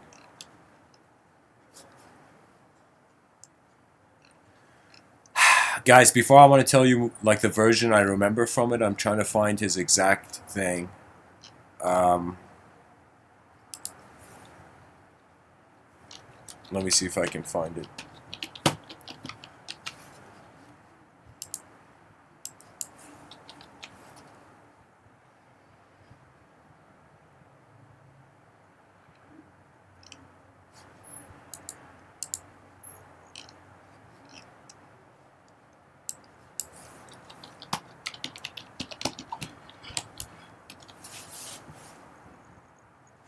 Here, here, I found it, guys. So Socrates, I'll tell you my version, and then I'll tell you this. I'll read the quote. But it's like Socrates in that moment, he looks and he says that there are two options, and he says those who have condemned me to this path. He's saying this to his disciples. He says those beings have to still, suffer in material existence. They have to still be devoured by the program where they didn't realize gentleness gets you out of the simulation. So in that moment, Socrates says, now, okay, I'll just read the thing. He says there are only two possibilities. Either the body will die and the immortal soul will live on. In that case, there is nothing to worry about, or he says there is no Socrates. And then he says, or if there is no soul and death is absolute, in which case there will be no one left to do the worrying. Okay, guys, this isn't the thing I was looking for. Jesus Christ. Okay, he says, what can you do with the internet? You know, pretty much Socrates says, I will either go somewhere, like he has the poison in his hand before he drinks it. He's giving the speech, and he says, either I will go where there will be no Socrates, or I will go to where all the questions I have been asking in this life will be answered. And what he means is he does not fear the coin flip of passage beyond this plane. And the moment we are an advanced civilization is when we're a civilization that doesn't fear the mind but understands it.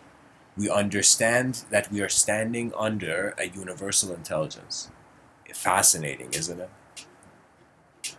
That we have no choice but to be the center of where our sensory consciousness is emerging from. So technically, every person is the center of their world, but when it is only through an ability to step out of the to crawl out of the tunnels of ethnocentrism and in some sense appear, you know, beyond our inner realms. That means for me, I'm telling you, as much as it's fascinating for me to sit here and kind of wonder about the world and then kind of give language to the inner vision, it's also fascinating for me to see the world move. That means I believe it or not, the moment I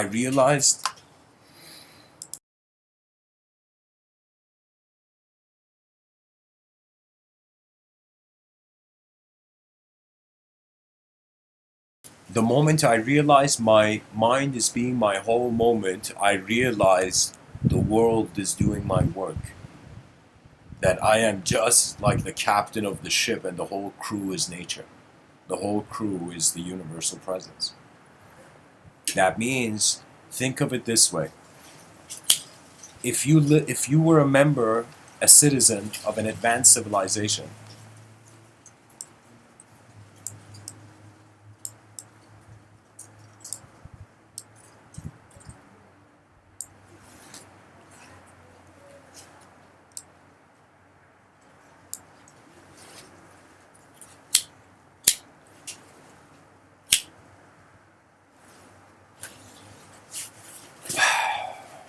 would you let inefficiency remain?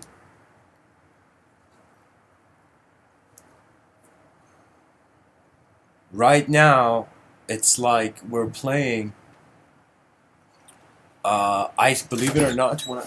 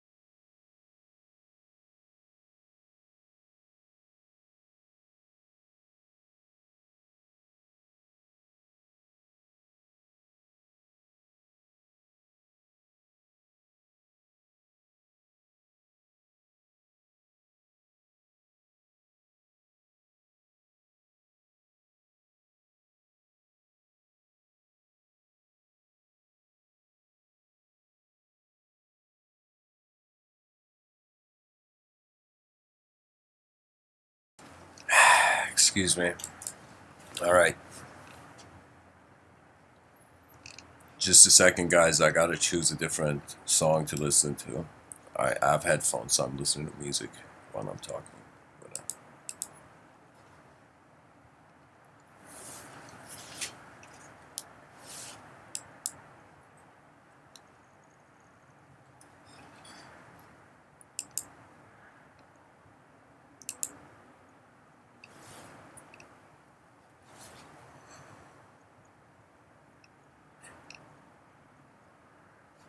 yeah, yeah. I'm saying his last speech.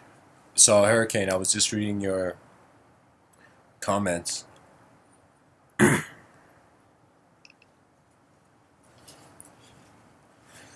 Yeah, Socrates. He was one of the most. Sometimes you can get honored by the lives others have lived.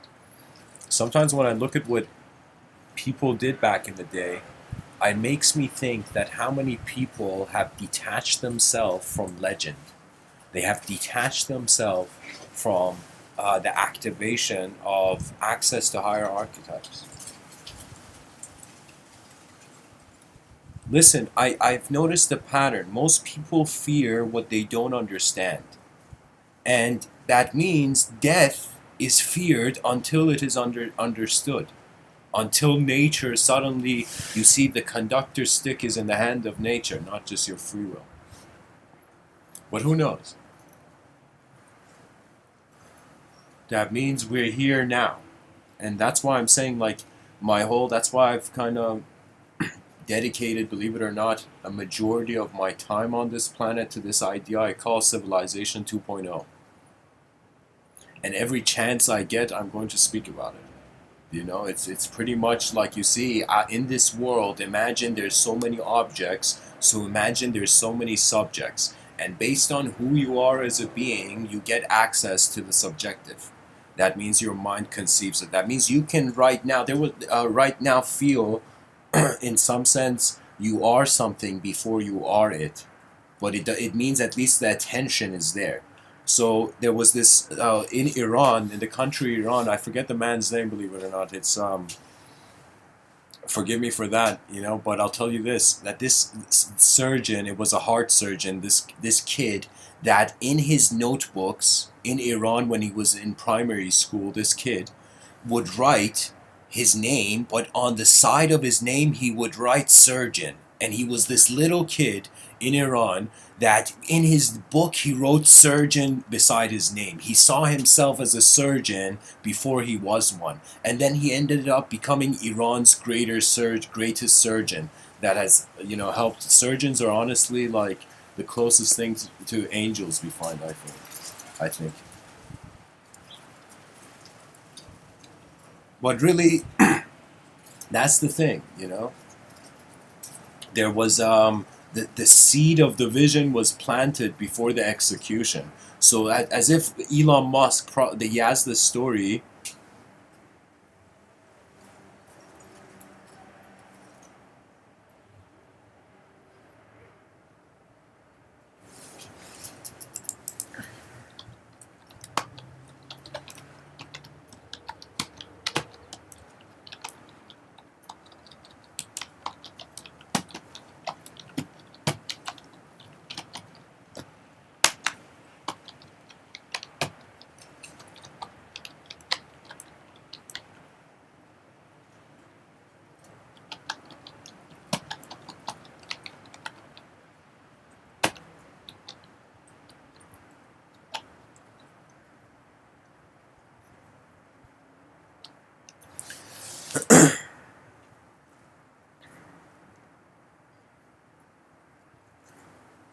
Guys, I see the evolution of the mind into literally what's separating us from other species is that we can't just silently move with the environment.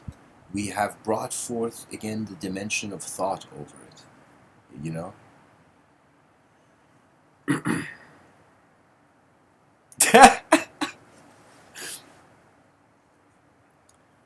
um, I don't think any person can fake being being a being, really.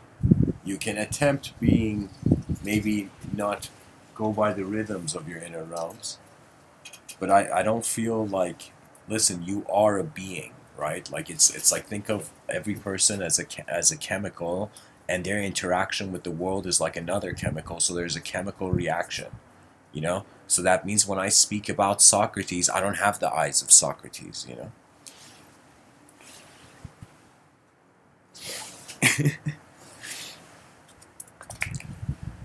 So guys, how long has it been? Oh my God, 1 hour 15 minutes. Okay, so guys, I'm going to talk about Civilization 2.0 quickly, and I'm probably gonna end off then. Civilization 2.0 is Mr. Within's strategy for the human species to bypass extinction. I pretty much looked at civilization now, and I kind of got access to this thought where I say everything I see in every moment has a reverse. So what that means is when I see, for example, an empty cup, my mind has an ability to also see uh,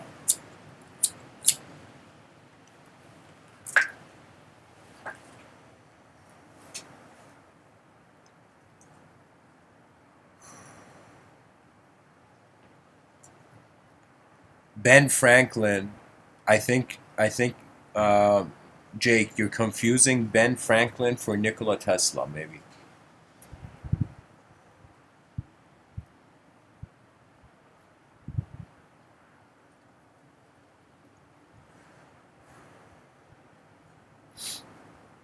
Anyways, guys, Civilization 2.0 is a strategy to bypass human extinction. And what does that mean? That means the most notable scientists tell us, evolutionary biologists, they tell us that 99.9% of species go extinct.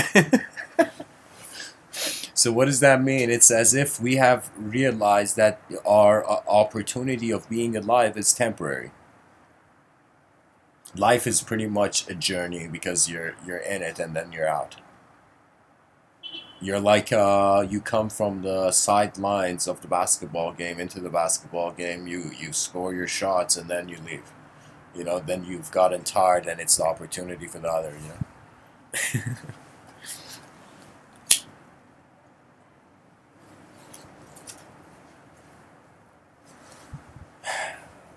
Phase one of Civilization 2.0 is would probably, I'm predicting, most likely happen if certain great transformations occur in various dimensions and programs of our civilization. That means there are certain ways things are occurring in civilization that is and having an opportunity cost of the civilization being advanced. Think of it this way: any inefficient technology you allow to endure is the lack of the opportunity for an efficient technology. That means it's like when a person sees an employee in their business and that employee is inefficient, and you try to make that employee efficient. You're like, hey man, we're trying to change the world here, you know, at this company. And you tell the person like, listen, do you care for your work or do you not?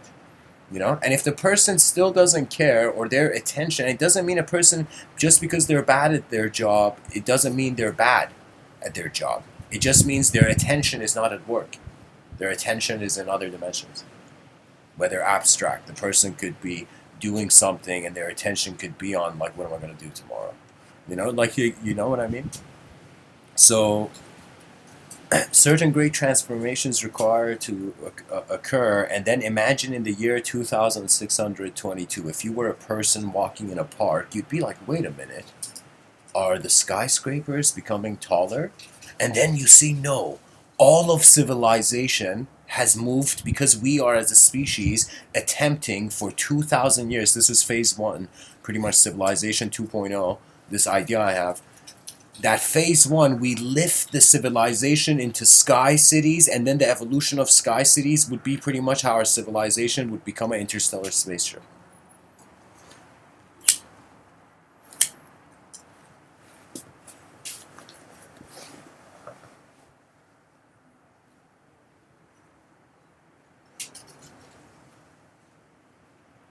So you see what I'm saying, guys? Like, phase one is the whole city, every infrastructure, pretty much I'm noticing this. Human beings are having an inefficient effect on the earth.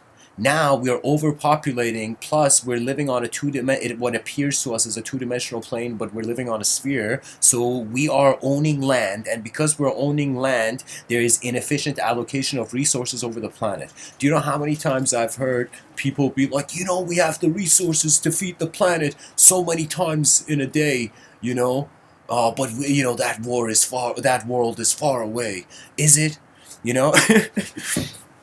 I feel that phase one, which is build sky cities, design sky cities, it's like a command to the human species. Get to work, focus all technologies on us living. And check this out. If we were living in the sky right now, that would fix overpopulation.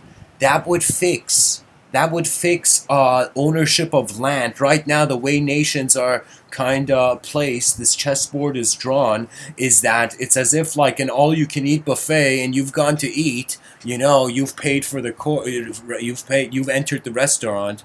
Okay, and so what that means is you've entered this human life where you're finding yourself as a member of civilization, and now you're seeing that all the resources of the world have been bounded up, like tribes have taken ownership of land.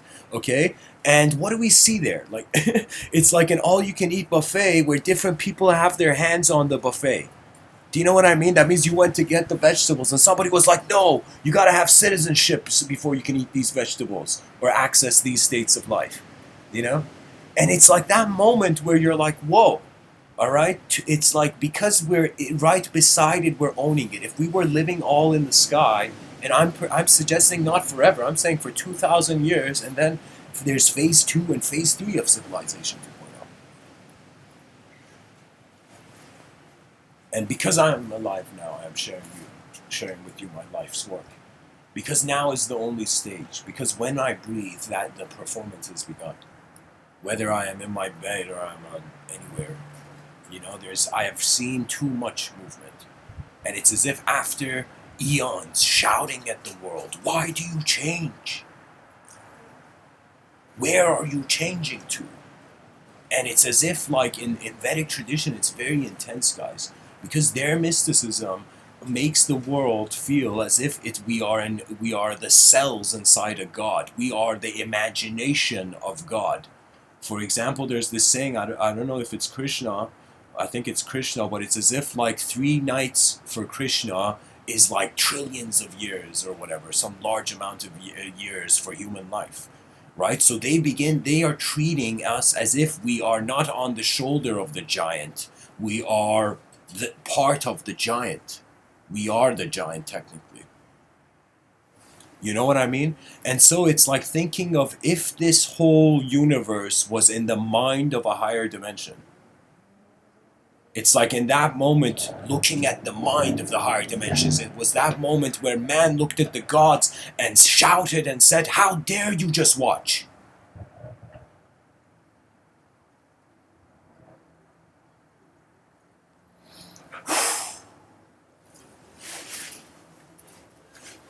Rise, mankind, rise. And as civilization 2.0 phase 1 is complete, that means we have managed to move all human influence and potential negative influence on the earth into the skies. So then there will be sky cities, and I've tried to I've written much on this, but I'll tell you this. Phase 1 is build sky cities. So now that we're in the sky cities, there's complete revolutions in nationalism and identity. Now check this out. The second phase is Earth Heavena. And that's the heavenized Earth. And that's the concept that when we have completed phase 1 of civilization 2.0, phase 2 would be this Earth that we have been devouring blindly will now be healed, and that would be all the botanists. We are going to pretty much have this massive, like, the purpose of living in sky cities is like, let me tell you the idea. It's like 8 billion people inside a house, and they're destroying the house. So we set up tents outside in the yard so these people can go rest in these tents, and then we keep administering and organizing and cleaning the house. So again, when these people come back, the house would be new. So what I mean is that we want to, for 2,000 years, in the vision of Mr. Within's vision of Civilization 2.0, to move the civilization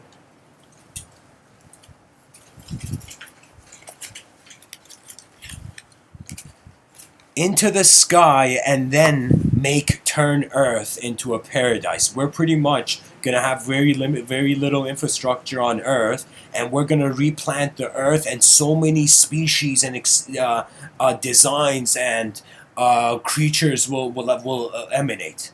Do you know? So what that means is, in that 2,000-year gap, there's a reason we're in the sky, because we want to return back to a healed Earth, which would be a new paradise. So while paradise is in construction on Earth, we're living on sky cities, and once phase 2 of Earth Heavena is complete, that phase 2 is set in complete motion, then phase 3 begins of Civilization 2.0. And for phase 3 of Civilization 2.0, I designed it specifically, guys, to be the attempt of the first civilization in our history that was conscious of itself, and it asks itself the question again. After 2,000 years of being in the sky, we will ask ourselves, why are we in the sky? The self-awareness part of the civilization, a self-aware civilization, a yin-yang civilization.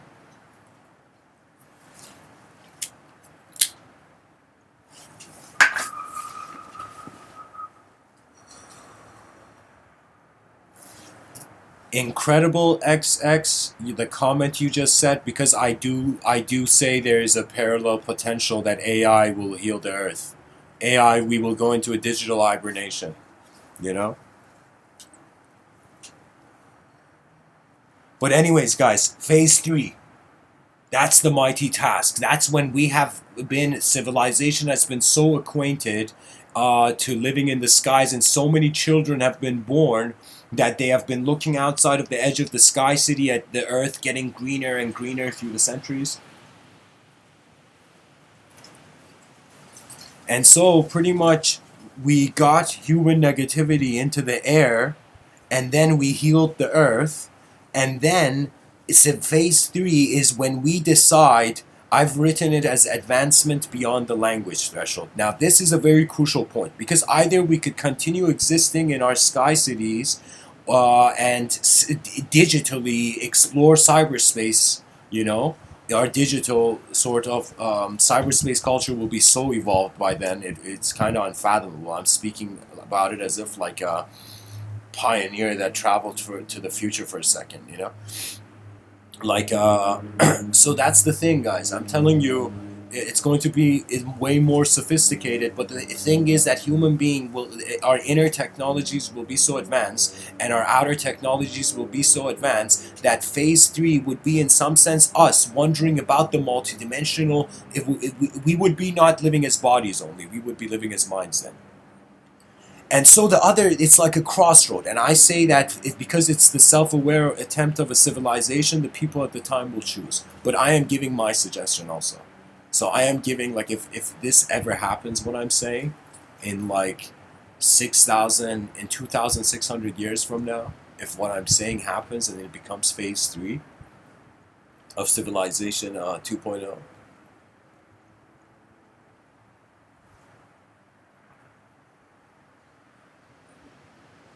and perhaps the aerial view will be a great observance to look at the Earth again. While we're in the sky, we think about our history, we think about our lives.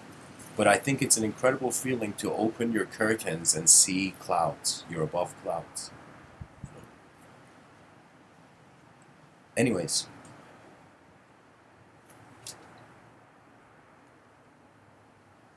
Phase 3, the other option before going into phase 4, phase 3, there has to be a decision. Either people can return back to Earth, and we suddenly return to the Earth, the heavenized Earth, or my recommendation is we keep the Earth as plan B, and we attempt an interstellar civilization. we attempt civilization 3.0, which in my writings I define as the inconceivable. That means it's not for humans. It's a way of living that is so advanced that humanity either doesn't need to step in that dimension or can't step further. But anyways, that's going above phase 4. Phase 4 is so an option to keep the earth as this healthy as this hidden paradise, the heavenized earth. We save it, or we we keep it as our plan B in case like and then we attempt interstellar advancement. And phase 4 would be how mankind will have the epitome of all technological revolutions, a technology that is given a simple instruction: go prepare the cosmos for humanity. It would be the attempt to repopulate the solar system and to even become a type 3 civilization, as science gloriously gazes upon. A civilization that harnesses the power of its star. So the whole point of living efficiently is to reduce the gap between reality and science fiction, because we can, and it's happening. People, as long as you are, the Japanese have a saying, guys. They say you are the room you're in. The man is the room he's in. And so that means in any moment of your life, the way your meaning, your view on life is your inner room. So if you're in an inner room, you could feel you're devolving. You look at everybody, you're like, oh my God, we're all sheep about to die. Or you look at it and you're like, no, we're a bunch of lions about to roar, actually. So that's the thing. That's the thing, that your attention is the authorization of life, really, is it not? I feel we should bring forth a new surge of care. Literally, children must wonder what the most efficient outcome is. We want a smart future generations, not as future generations that's like, all right, robots, do the work. I'm just going to go into my digital paradise.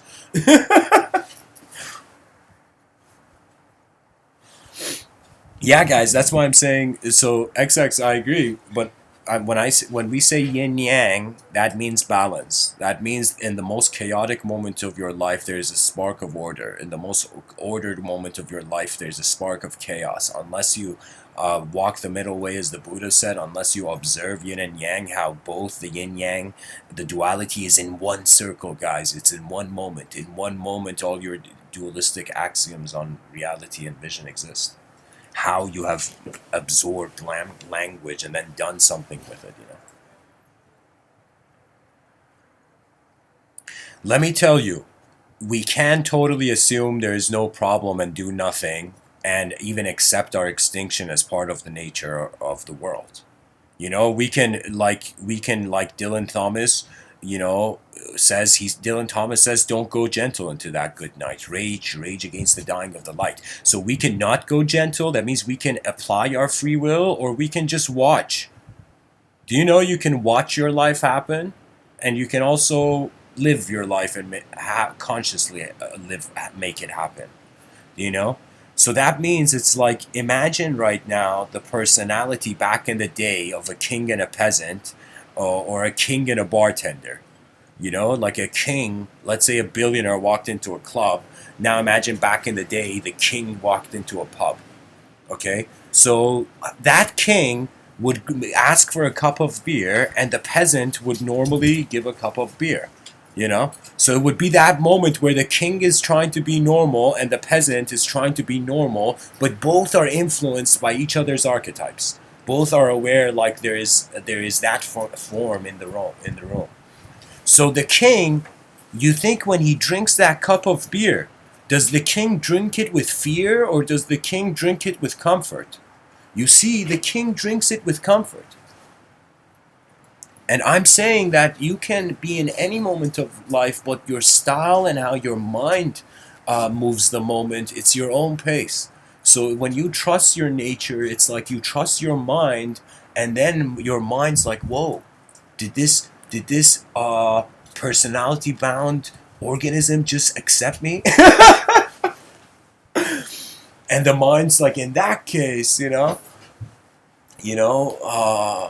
free drinks for everybody. Oh man.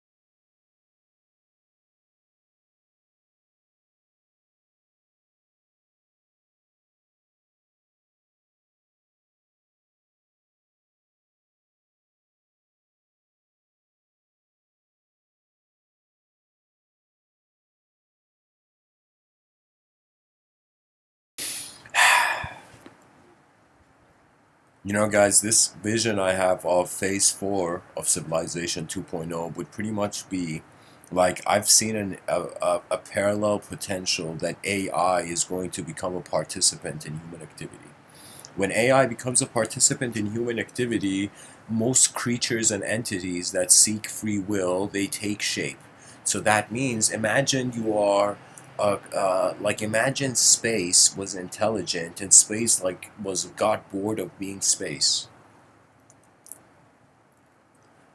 And then space became matter. And then the matter found itself in a position where it suddenly looked at the space and it couldn't remember itself. As if nostalgia is the way an eternal being spends a Friday.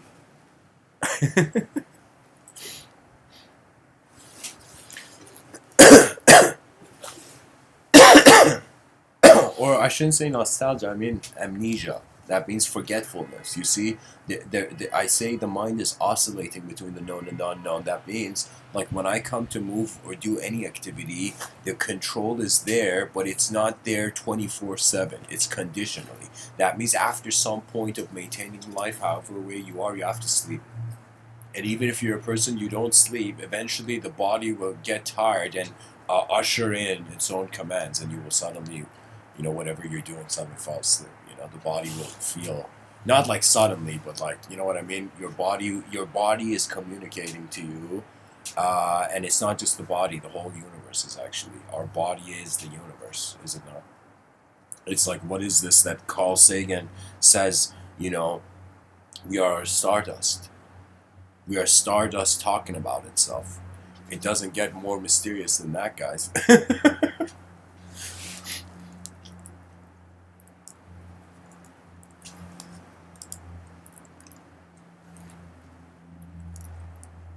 I'm going to share this idea, which was AI. I feel that it's going to, first of all, it could already be here. And if AI was really intelligent, I would assume that it would immediately assume human beings as the unknown. So if human beings are being assumed as the unknown by AI will be like, whoa, and suddenly AI, imagine it gets access to the internet and it realizes we are on a rock in the middle of nowhere. AI is not going to be vicious, guys. I feel we are so innocently in such a mysterious, strange, cosmic landscape that AI is going to be like, let me help these fools. And so you can say it's Mr. Within's, potential parallel positive view on AI. Right now, our view on AI, all right, we're creating a giant shoe that's going to crush us. Okay, okay. But the view I'm sharing is that it's not going to be a giant shoe. It's going to be hands. The AI is going to become man's best friend, and dogs will be like, "What the fuck, man?"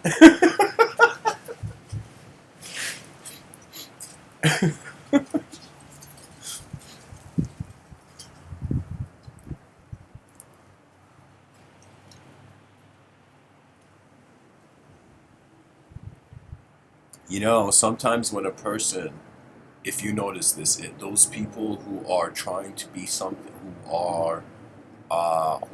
are still, this may sound crazy, guys, but some of the most cruelest actions are being done by people in which they are not even seeing the person they're doing the cruelty to. How insane is that?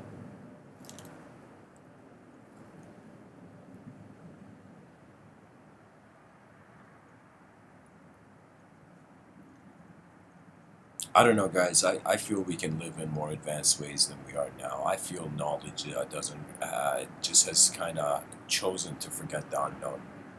Really, it's all about efficiency. We're all tourists in manifestation, and as we are tourists in manifestation, it's the experience of the travelers that are important. So, you know, regardless of whatever activity or idea or collective project is communicated, you, dear human being, are here to be you and go be you, and that's all that life has ever asked you. Life has not asked you to be someone else. Others tend to ask you to be someone else. And I'm telling you, because in my whole conditioning, when I say the language wars, when I say I've been fighting language from the beginning of my life, it has been fighting how my own mind saw meaning to the moment, and how other minds that saw meaning to my moment were defining me. So you can say the child is in a battle of self-definition because it doesn't know itself yet. You know, and this is why children must be given the most advanced technologies. You know, this is how we would feel proud if in the children of 200 years appear 10,000 years ahead of us. That's when we know we succeeded. When the future generations apply their own skill. Every human being is like you. You are a unique DNA. You know. You know. It's like, imagine in the future, copyright is based on DNA. When a person writes a sentence, we match it to a DNA. You know, and we're like, no, this sentence belongs to this DNA. You know, let me tell you something about copyright, guys. I understand it, I respect it, but the world changes. And what it means is we will, after some point, realize that we cannot have win-win situations if there is constant expectations.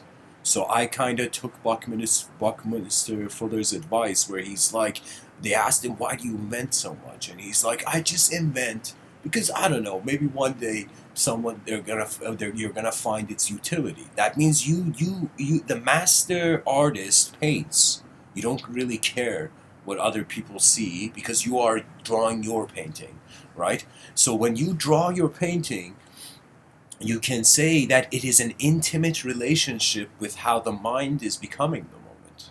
Every action, every motion is how the universe is being an individual.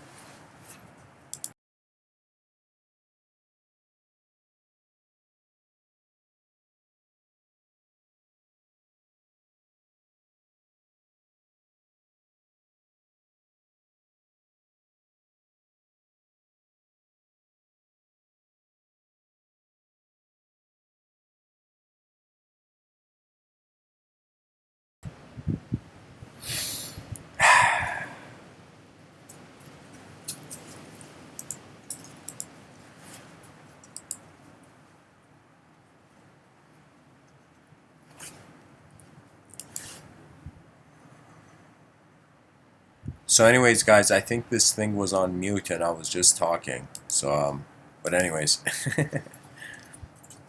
listen, the inner realms, they're like your child. You can let them be wild, you can let them be disciplined, you can let them be free, perception, you really, whatever way you mold it, tomorrow you're going to look through new eyes. So it's kind of like after some point, you really can't regret change because it's happening all from the beginning, you know. So, anyways, guys, I just feel that if we choose to behave differently, the civilization gets access to a different potential. But how does behavior change? Well, behavior is influenced by what the individual sees, and what the individual sees is influenced by how the individual sees the individual. How you are present as yourself will suggest how the world will come across to you. That's mindfulness and Zen. That's why meditation, it'll never get old. Even though like the oldest people usually tend to talk about it, So anyways, guys, thanks for tuning in. I hope this talk was helpful, and as always, the only command for the unknown march towards civilization 2.0 is rise, mankind, rise. That's the slogan of civilization 2.0. Anyways, thanks for tuning in, guys. Blessings.